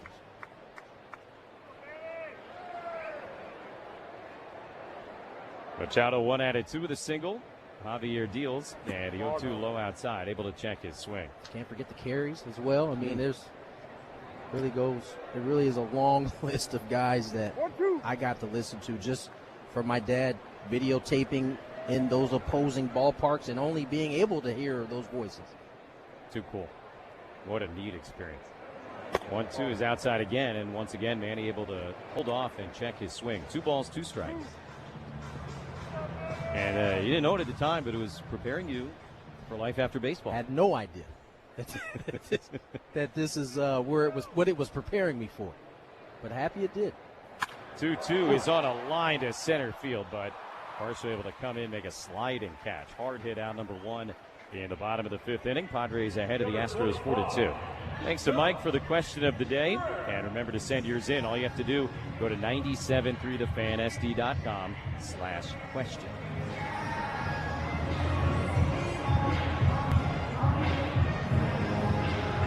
Padres ahead thanks to a go-ahead 3-run homer by Fernando last inning. Came with 2 outs. And 2-out scoring has been a consistent theme for the Padres this year. Here's Ty France, 1 out, nobody on. He swings at the first pitch, sends it high and deep to left center field, but probably playable as Wade gets there in the gap and reaches up to make the catch on the warning track. 2 down. Well, you bring up a great point. I mean, Freddie Fermin extending that inning with 2 outs allowed for Toddy to come up in that spot and hit that mammoth shot that put the Padres ahead. But that has kind of been the Padres' strength offensively is finding a way to do it with 2. One of those things, too, that'll just rip your heart out if you're on the mound. Here's Merrill, 2 outs, nobody on. And Jackson takes a first pitch changeup outside, going to be challenged by the catcher Diaz. They are down to 1 ABS review. And let's see. It is a strike. So Diaz wins that one, and the count will be 0-1 on Merrill instead of 1-0.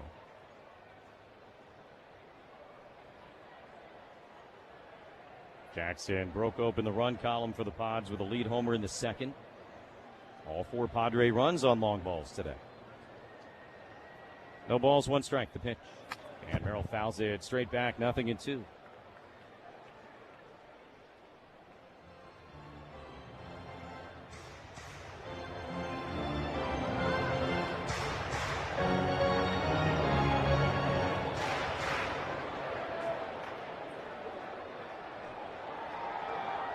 Bases are empty, 2 down in the bottom of the fifth. Padres lead 4-2 over the Astros in the rubber game of this series as Jackson inside out, swung in the air up the left field line. It'll go foul. Wade gave chase, but no play to be made.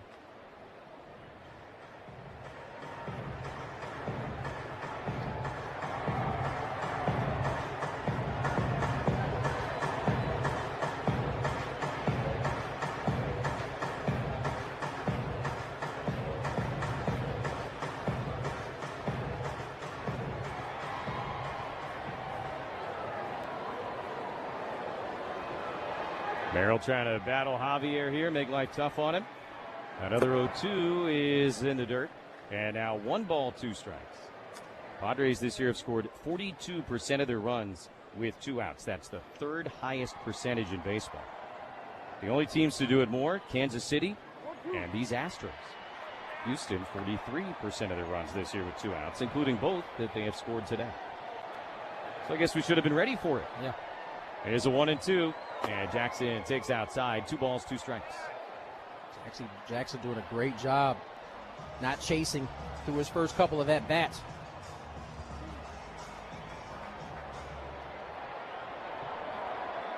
From 0-2 to 2-2. We had nobody on and 2 down in the 5th inning. The pitch from Javier is lined up the middle into center. And a base hit. 2-out knock for Jackson Merrill. And the Padres will keep the line moving here against Christian Javier. It is good. It's good. Fastball, middle away. And again, his stroke is so simple when his mechanics are clean. And this is just a bullet right back up the middle. 2-out knock for Jackson, his second on the evening. With Javier's pitch count getting up, Joshua Miller, the Astro pitching coach, is going to go out and chat. Guys going to start shuffling around in their bullpen. Visit to the mound brought to you by the Window Depot. If it's time to upgrade your home, start with low everyday prices on in-stock windows, doors, cabinets, countertops, and flooring. See them in National City or online at thewindowdepot.com. The Window Depot, more than a window store. 83 pitches now for Javier. And remember, missing a huge chunk of the season with the shoulder strain. So The 85 pitches he threw in his last outing, the most in a game this year. Now he's at 83. So probably heading in the general direction of the end of the line.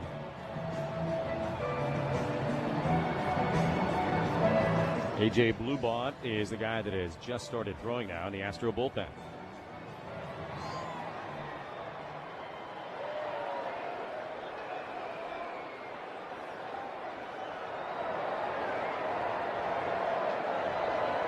Rangifo will get into the left-handed batter's box. Merrill at first, 2 down. First pitch on the way, and Rangifo takes a breaking ball that backs up and misses outside, 1-0.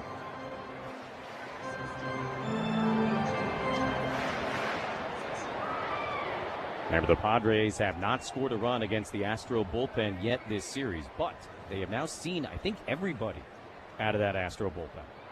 See if that helps. 1-0 pitch, breaks in, and a called strike. 1-1. Again, that kind of sounds like one of those things you hear in a playoff series. All right, well, now we've seen everybody.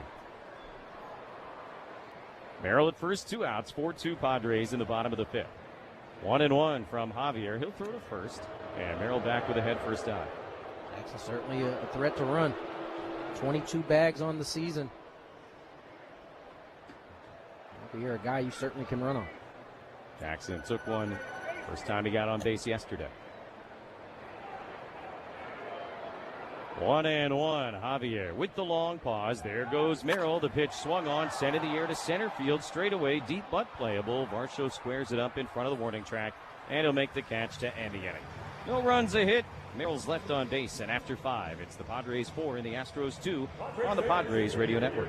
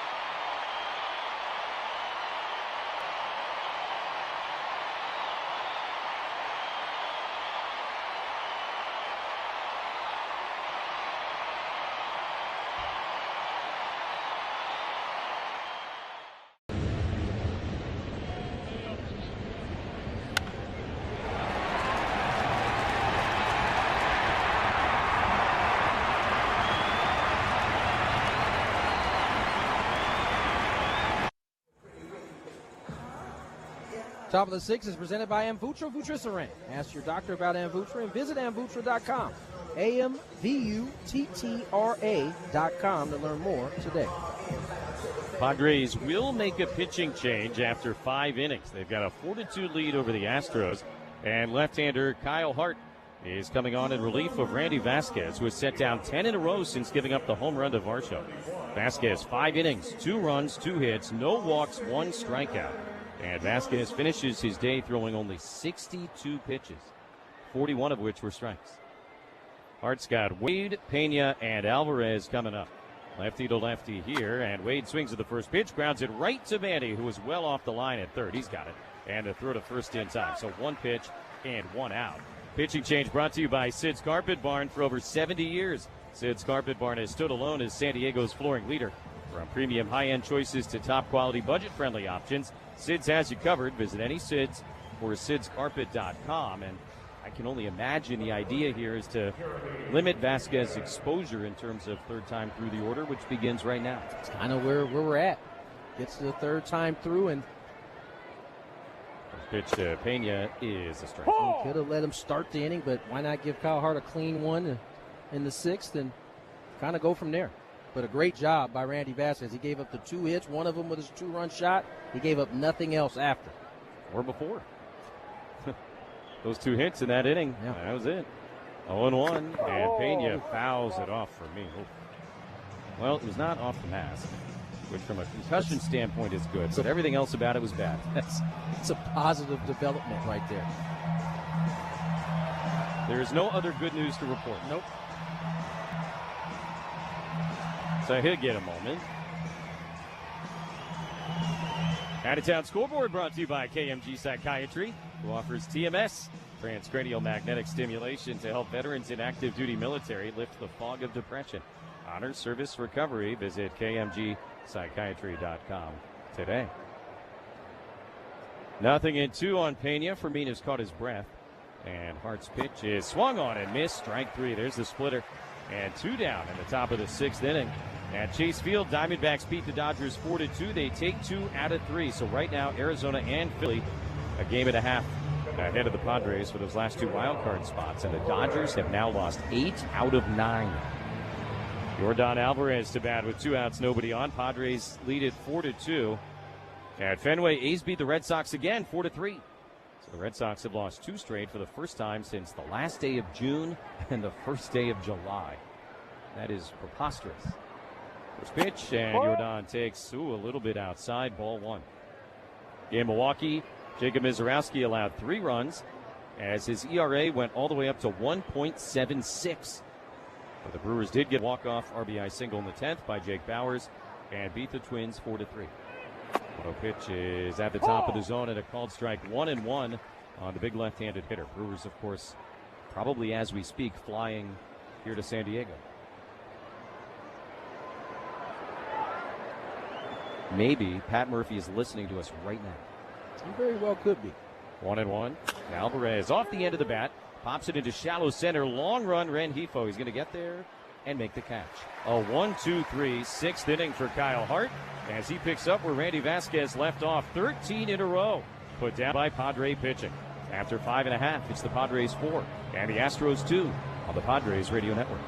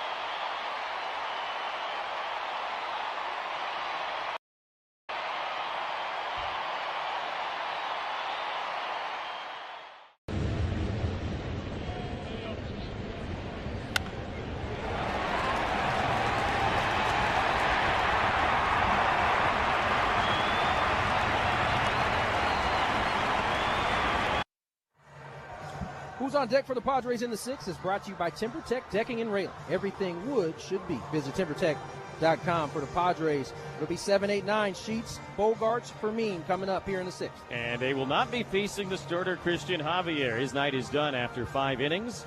Allowed 4 runs on 8 hits, walked 1, struck out 2, and gave up 2 home runs. All the damage done on those 2 swings. Javier, 86 pitches, 62 of which were strikes. And he turns it over to the right-hander A.J. Bluebaugh as Sheets gets into the left-handed box. Padres 4 and the Astros 2. First pitch on the way, and Gavin swings and misses at a back foot breaking ball. Pitching change brought to you by Miramar Kitchen and Bath. When it's time to upgrade your kitchen or bath, think of San Diego's top kitchen and bath remodelers for 35 years. Visit MiramarKitchenandBath.com to book your free consultation today. 0-1, and Sheets swings, hits it in the air, deep to right field. Trammell is back. Guess what? This one gonna go! For the first time since June, Gavin Sheets has left the building. His 15th of the year, the Padres' third of the day, and it's 5-2. The one thing the Astros have not been doing in this entire series as it pertains to Gavin Sheets is throw him a fastball in the zone. Maybe Blue Ball didn't get the memo. Fastball, middle in, and this ball is a scud missile out to right field. Padres up 5-2. Gavin Sheets with his 15th of the season. Long time coming for Gavin. Foot's been bothering him, been taking some great at-bats. Just hasn't been able to straighten it out. And Al Bogarts fouls one back, strike one. June 30th, the last time that Gavin Sheets hit a home run. It's been a minute. You know that feels extraordinarily good for him. First round the Padres have gotten against the Astro bullpen in the series as Xander swings and misses, strike two.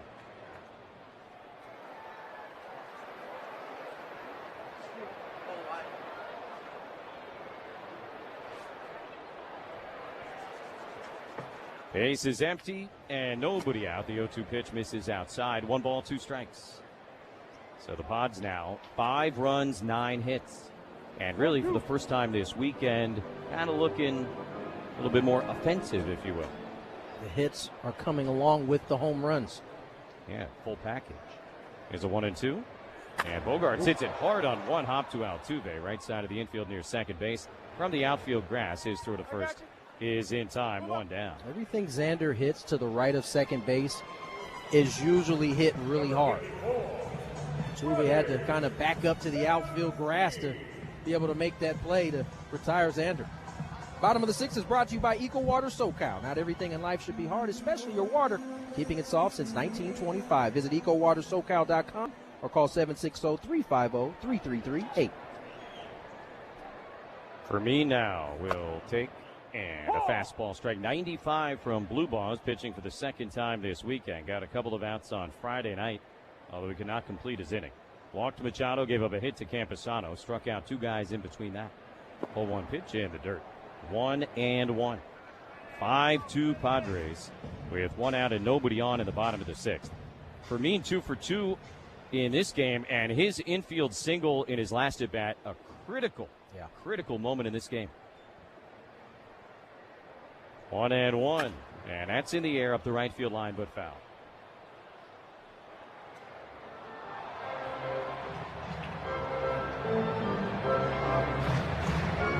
It came with 2 outs. He had extended the inning and set up Fernando Tatis Jr., who hit the go-ahead 3-run homer. Now the 1-2, and Fermin takes in the dirt outside. 2 balls and 2 strikes.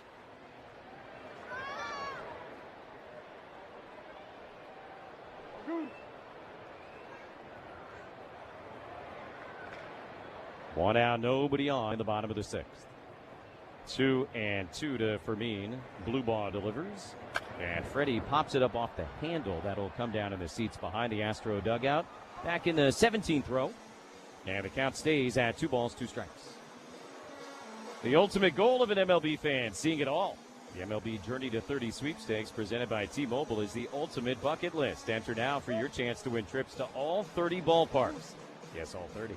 Visit MLB.com/Journey to 30 sweeps. 2-2. And Fermin swings and misses, strike 3. That is only the 3rd strikeout of this game by Astro pitching. Padre pitching has only collected 2 strikeouts. What in the 1990s is going on? You know the Padres don't punch a lot as a ball club anyway, but certainly to have both teams not punching is certainly out of the 90s. It's fun. Looks like a baseball game down there. Things for the fielders to do. 2 outs, nobody on. Fernando swings at the first pitch. It's a rocket to right center. Varsho back into the gap. Going to be over his head. It is going to one-hop up against the wall. And Tatis into second base with another extra base hit. It's a 2-out double. Another rope. This time right center. Fastball middle away. And this ball's pummeled. Short hops the UC San Diego health sign, and Tatis aboard with a 2-out double. 6 extra base hits now in the last 7 games for Fernando. And we'll pause 10 seconds for station ID on the Padres Radio Network.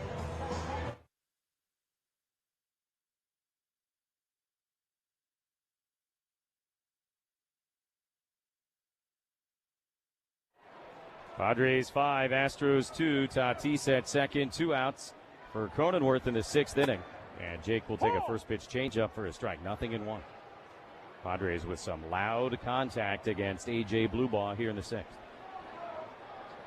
They are now out-hitting the Astros 10-2. And both Astro hits came in the 2nd. 0-1 the pitch. And Cronenworth on the ground to the right side. That's a fair ball near the line, gobbled up by Walker. He brings it himself. And the side is retired. But the Padres have added on thanks to Gavin Sheets' first home run in a long time. Head to the 7th inning at Petco. Padres 5, Astros 2 on the Padres Radio Network.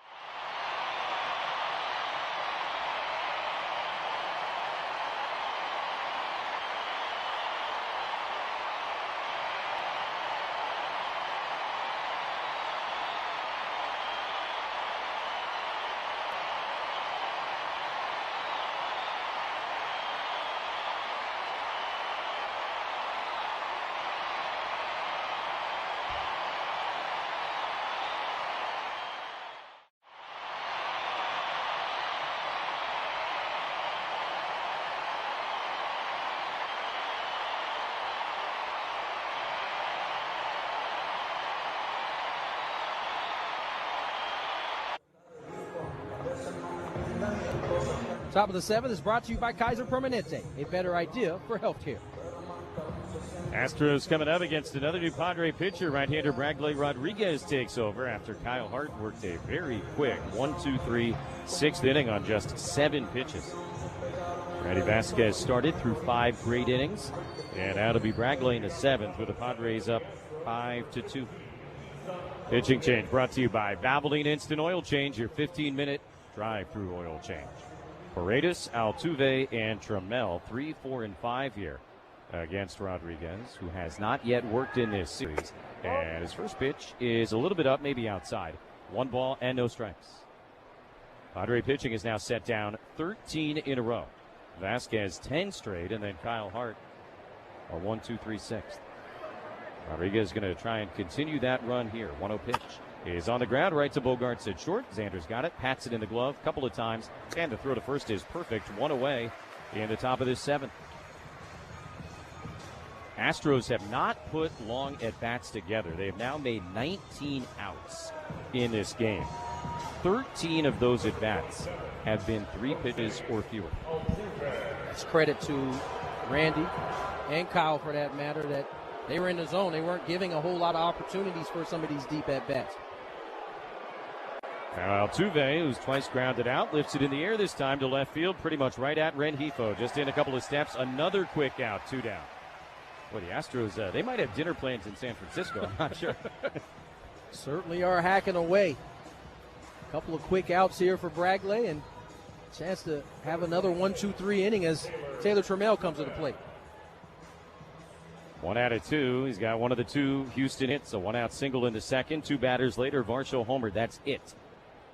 Nobody since. 15 in a row now retired by Padre pitcher.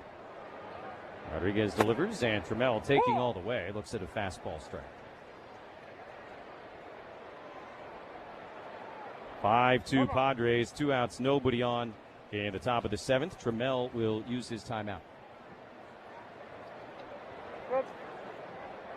Padres trying to get that half game back from both the Diamondbacks and the Phillies after they won earlier today. 0-1 the pitch. Trammell takes low, 1 ball, 1 strike. Sellout crowd yet again here at Petco, 40,160. Padre fans have now sold out 48 of the 60 home games this season. The 1-1 pitch. And Trammell waves and misses at a changeup, strike 2. 1-2. Base is empty, 2 outs in the 7th. 5-2 Padres over the Astros. 1-2 to Trammell. Rodriguez delivers. Check swing appeal. He went. Strike 3. Another 1-2-3 inning. Rodriguez needs just 7 pitches to set down the Astros, and now 16 in a row set down by Padre pitching. Middle of the 7th at Petco. Padres 5 and the Astros 2. Singing of God Bless America, brought to you by KMG Psychiatry, official mental health partner of the Padres Radio Network, offering TMS, transcranial magnetic stimulation, to help those military heroes in need lift the fog of depression. Visit KMGpsychiatry.com. God bless America, land that I love. Stand beside her and guide her through the night with the light from above. From the mountains to the prairies to the oceans white with foam. God bless America, my home, sweet home. God bless America, my home, sweet home. Gunnery Sergeant Adam Chandler, United States Marine Corps. It's the Padres 5 and the Astros 2 as we stretch on the Padres Radio Network.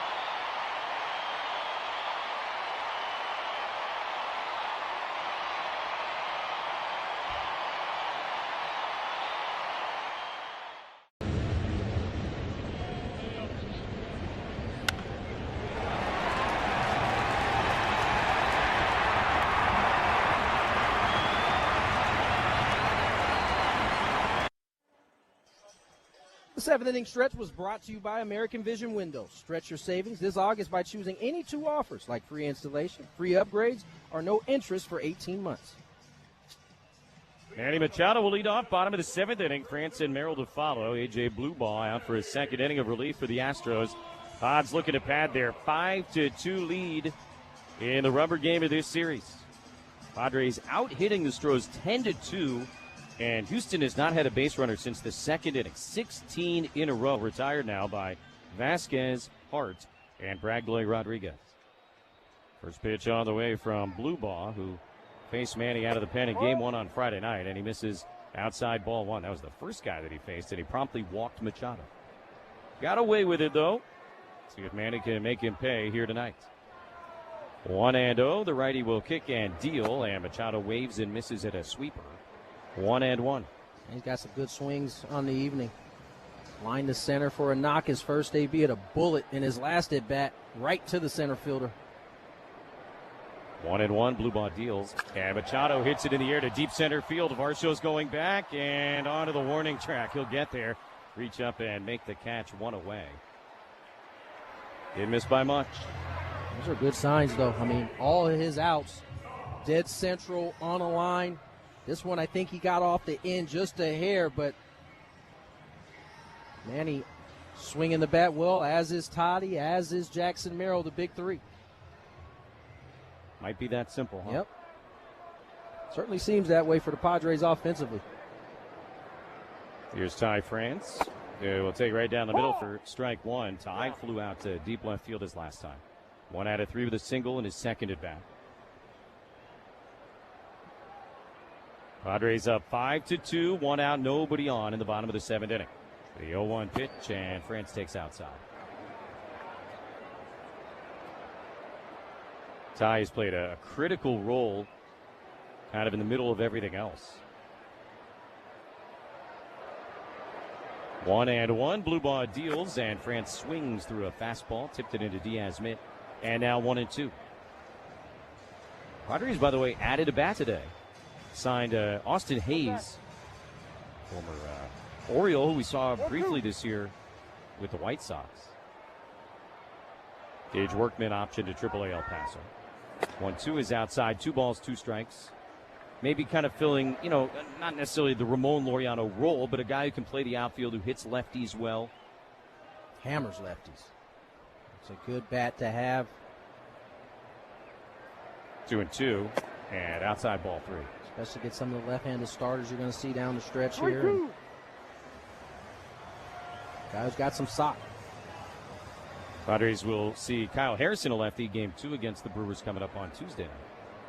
3-2, and France swings, hits it in the air to right field. Trammell drifting back, still going back, and now in front of the warning track. Kind of reach up, hop up, and make the catch, 2 down. Visit America's #1 ballpark and go behind the scenes with a Petco Park tour presented by Bubs at the ballpark. Pre-game tours unlock early admission to the yard, and our VIP tours get you on the field for batting practice. Learn more and book your tour today at Padres.com/tours. Here's Jackson Merrill. He's got 2 of the 10 Padre hits, one of which was a home run leading off in the second inning. Second straight day with a home run for Merrill, who hits another laser to right, but Trammell had him well played, backs up a couple of steps, and makes the catch stand a 1-2-3 7th, in which the Padres hit 3 balls very hard against Bluebaugh. Head to the 8th. Padres 5, Astros 2 on the Padres Radio Network.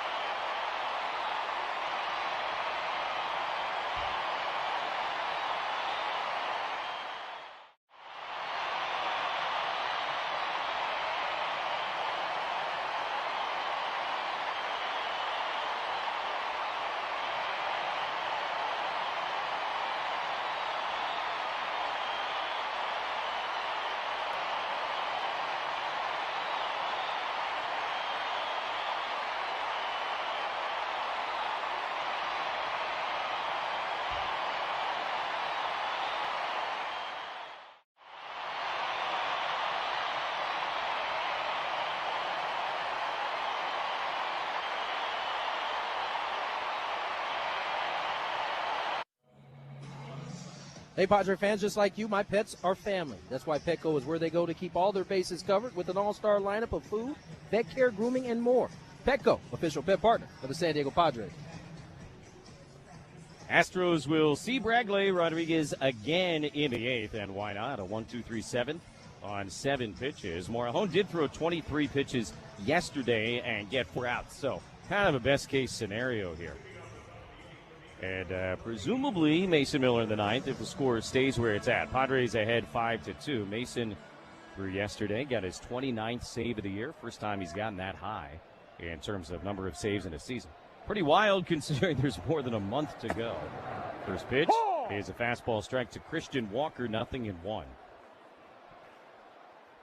Miller did have to work yesterday, not at his sharpest, through 22 pitches, gave up a run. That's a rarity. But we'll see. Here's the 0-1 pitch, and Walker takes it on the hands. 1-1 from Rodriguez. The last 4 innings for Padre pitching has been laughably efficient. 8 pitches in the 4th, 8 pitches in the 5th, 7 pitches in the 6th, and 7 in the 7th. Walker swings here, pops it up, shallow center field. Jackson Merrill coming in, waiting on gravity. He'll make the catch, 1 away. That is 3 pitches to get the first out here in the 8th. And that's kind of been the trend really all night long. And the Padres certainly aren't complaining about it. Astros swinging early, but not necessarily making the type of contact that can do some damage. And right now, this is as great as it could go for the pitching side of this game. Yeah, the fact they're able to easily make the choice to send Rodriguez back out for the 8th is perfect. Varsho swings and misses at a 99-mile-an-hour fastball, strike 1.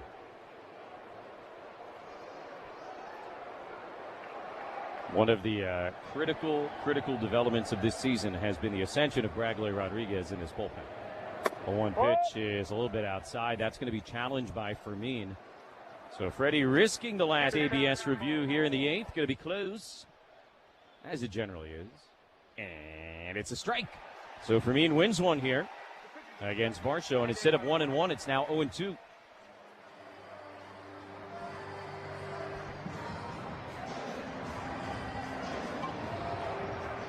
One out, nobody on, top of the 8th inning. 5-2. Padres over the Astros. 0-2 pitch, and Varsho takes high outside. So 1-2 on Varsho, who was the last Astro to reach. Hit a 2-run homer with 2 outs in the 2nd inning.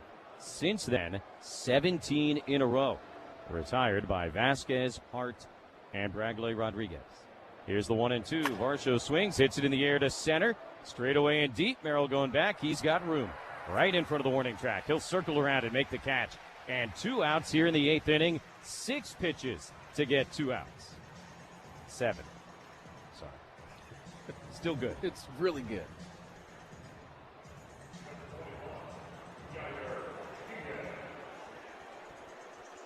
Is that 18 straight now for this Padres staff?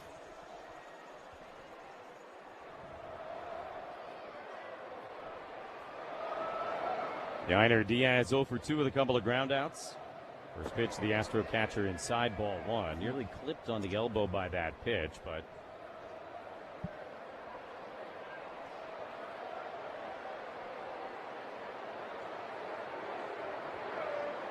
so 1-0 from Rodriguez. Here's the pitch. And taken low, 2-0. So there's now a 9-pitch inning, which means it's the most pitches thrown by a Padre pitcher in an inning since the 3rd. That is asinine. Especially when you consider that walks have kind of plagued everybody from the starters to the back end of the bullpen. Yeah, we've not seen anything like this all year. 2-0, muscled in the air to right field. Fernando hadn't played well, just backing up a little bit. Plenty of grass there. He'll make the catch. Another 1-2-3 inning, and now 19 in a row retired by Padre pitching. Head to the bottom of the 8th. Padres 5, Astros 2 on the Padres Radio Network.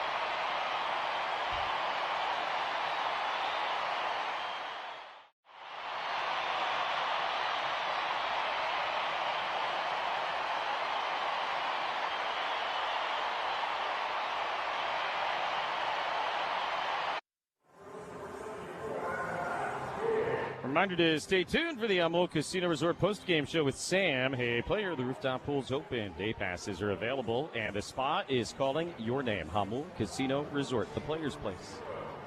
Bottom of the 8th, Rengifo, Sheets, and Bogarts due up. New pitcher on the hill for the Astros. It is the left-hander Brian King. And we'll see if the Padres are able to add to this 5-2 lead. King relieves Bluebaugh through 2 innings, allowed a run on 2 hits with a strikeout. One of the hits was Gavin Sheets' lead home run in the 6th. Pitching change brought to you by Sid's Carpet Barn. Sid's Carpet Barn is San Diego's flooring leader. For the largest selection of all types of flooring at the lowest prices in town. Visit any Sid's or sidscarpet.com. Padres have a 5-2 lead. All 5 runs via home runs. And I don't even know that that's the story of the night, considering the way the Padre pitching has gone. Yeah, I mean, it's based on how the offense has played in terms of how they've scored runs. It's a unique day for the offense, but I think you're right. First pitch, low to Rengifo, ball 1. The way the pitching staff has thrown, and I say staff because it's everyone tonight. It's been phenomenal. It's really unlike anything we've seen in quite some time. Ball inside, 2-0. I mean, you came in not kind of knowing exactly how it was going to go with Randy and surrendered the 2-run shot in the 2nd, and then that was it. 2-0 pitch is high, ball 3. Literally nothing else. He gave up 2 hits that inning. One was a homer, and he gave up nothing else. Kyle Hart comes in, has a clean 1-2-3 inning. And it's been like that for everybody else, including Bradley Rodriguez. Down the middle for strike 1. Rengifo hitting right-handed for the first time here tonight.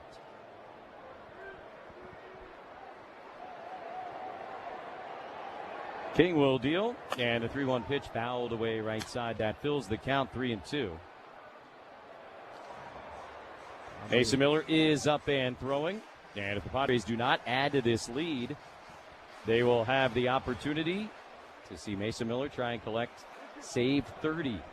Big round number, and one he has never before reached. 3-2, broken bat flare into right field. When it's your night, it's your night. That's a base hit. And Luis Rengifo, second hit of the game, a lead single in the 8th. Couldn't have said it any better. When it's your night, it's your night. This ball annihilates this bat.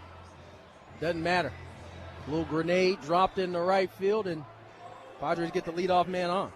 Chase Bowen will run for Rengifo and presumably stay in to play left field.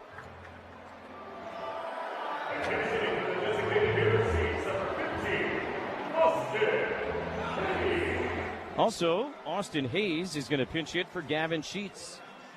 So officially added to the roster today. He will make his Padre debut right here and right now.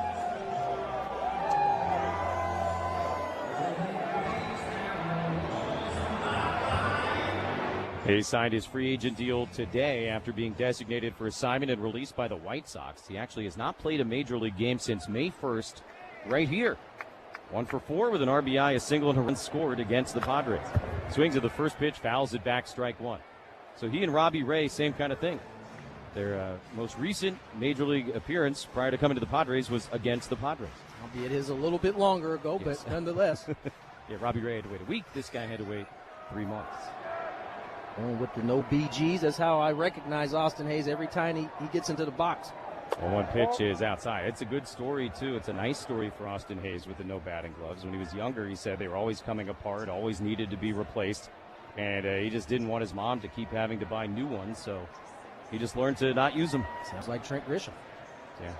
1-1 is a little bit upstairs, 2 balls and a strike. Tell you what, you build up some gnarly calluses swinging with no batting gloves. And it takes a while to build them up. But if he's been doing it that long, it makes perfect sense. Bowen runs, pitch in the air, deep to left field. Wade is back. This one gonna go. Welcome to San Diego, Austin Hayes. The 4th pitch that he sees in a Padre uniform is Western Metal. And the Pods get their 4th homer of the night. A 2-run shot at 7-2. That is the best introduction to a new city. Looked like a breaking ball that he went down. Actually, it's a heater, and he knew it. A little hop down the first base line. 2-run shot for Austin Hayes. Extends the lead to 5. What was it you said about how he handles lefties? Hammers lefties. There you go. Now Bogarts takes a strike. Those insurance runs are brought to you by Pine Solomon Personal Injury Lawyers. Don't let any insurance company convince you that's enough. Let your local San Diego lawyers at Pine Solomon pursue the compensation you deserve. 0-1 is the strike. Learn more at SeriousAccidents.com. And a challenge here by Bogarts. Trying to get himself even instead of behind 0-2. And it's, oh my gosh, barely a strike. I don't even know how. You can barely see the red coloring of the pink coloring of the ball touching the zone. That's how little of the baseball caught it. That's a tough beat if you're Bogarts. And it's a good thing you said pink, otherwise you got T-Mobile knocking on your door tonight. 0-2, and Xander lines it foul over the head of Fermin in the on-deck area. Still no balls, 2 strikes. Padres 7, Astros 2.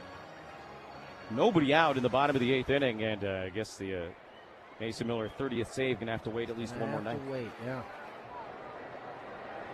0-2 pitch, and Bogart swings and misses at a high fastball, strike 3. 1 down for Fermin. And boy, what a great feeling that must be. First at bat with a new team. He felt it. His teammates all top step. Certainly loved it.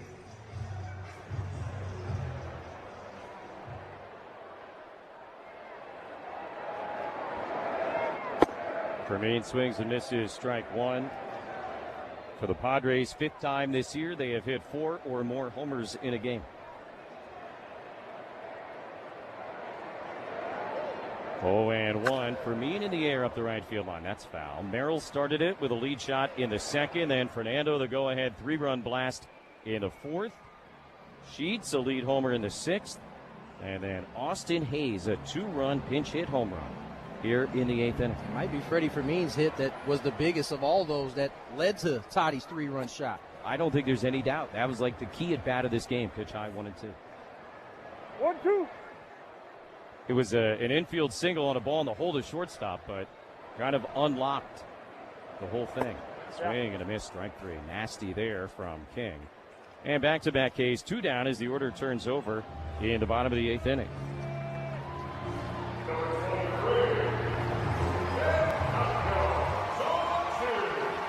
Only the 2nd pinch hit home run of the year for the Padres, by the way. How about the new guys?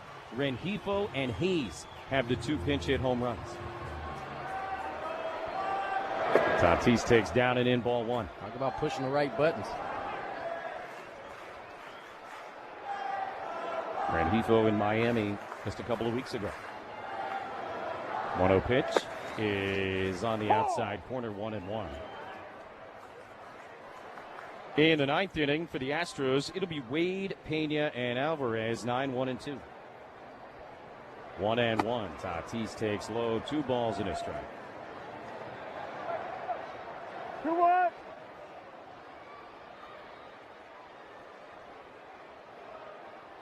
Base is empty, 2 outs, 7-2 Padres. And Fernando takes low, 3 balls and a strike from Brian King.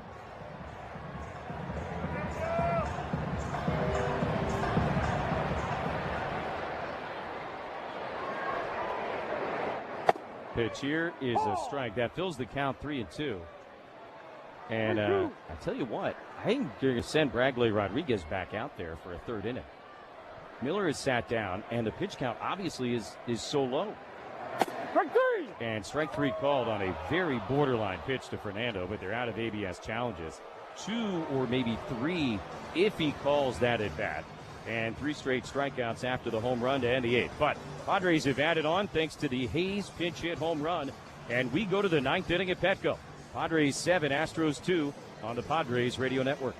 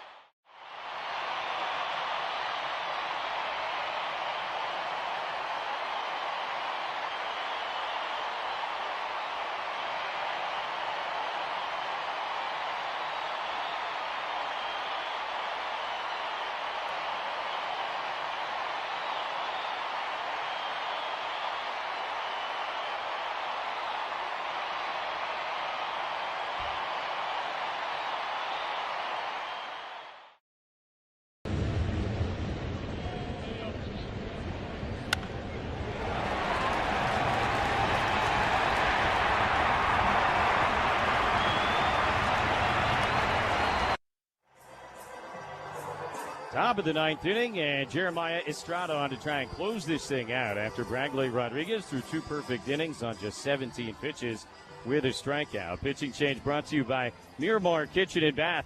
Thinking about updating your kitchen or bath? Trust San Diego's kitchen and bath remodeling experts for 35 years. Visit MiramarKitchenandBath.com to schedule your free consultation today. Lamont Wade Jr., Jeremy Pena, Yordan Alvarez coming up, 9-1-2, with the Padres ahead 7-2. And Padre pitching has retired 19 in a row. Vasquez, Hart, and Rodriguez have all been brilliant, and now Estrada will take the baton. First pitch to Lamont Wade Jr., left-hand batter, is a little bit outside, ball 1. Padre pitching has used only 86 pitches to get through the first 8 innings. And to give you a little bit of context, the fewest number of pitches the Padres have used in a win this year is 104. Pitch here to Wade is high. 2 balls and no strikes. Now, if this is a long inning, they might get to that. But right now, they are so far beneath that number. It has been just incredible to see how aggressive the Astros have been tonight and how well the Padres have handled that aggression. Here's the 2-0. Wade takes on the outside corner, top of the zone, a called strike, 2-1. 24 outs so far. 15 of those outs have come on 3 pitches or fewer. A day of execution here for the Padres pitching staff.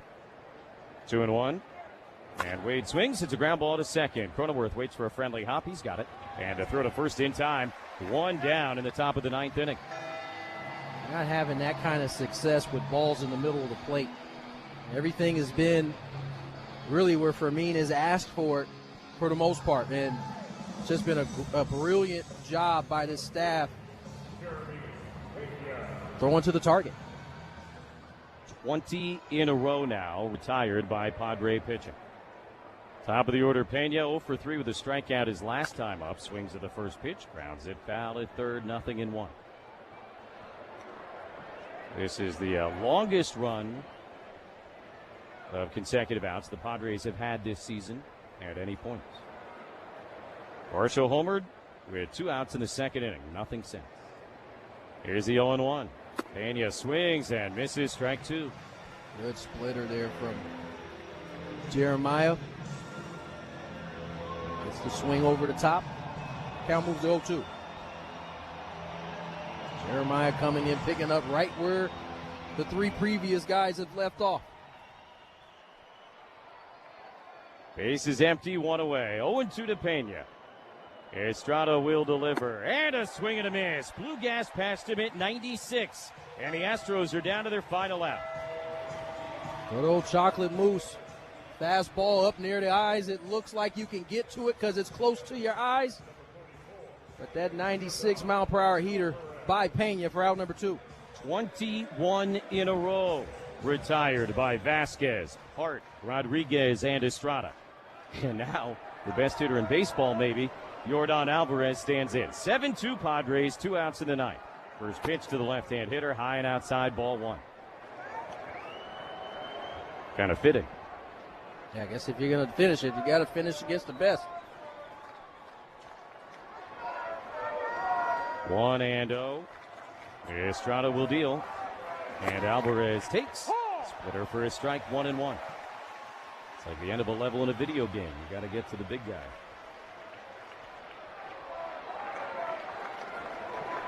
Sellout crowd on its feet at Petco. Ball and a strike to Yordan Alvarez.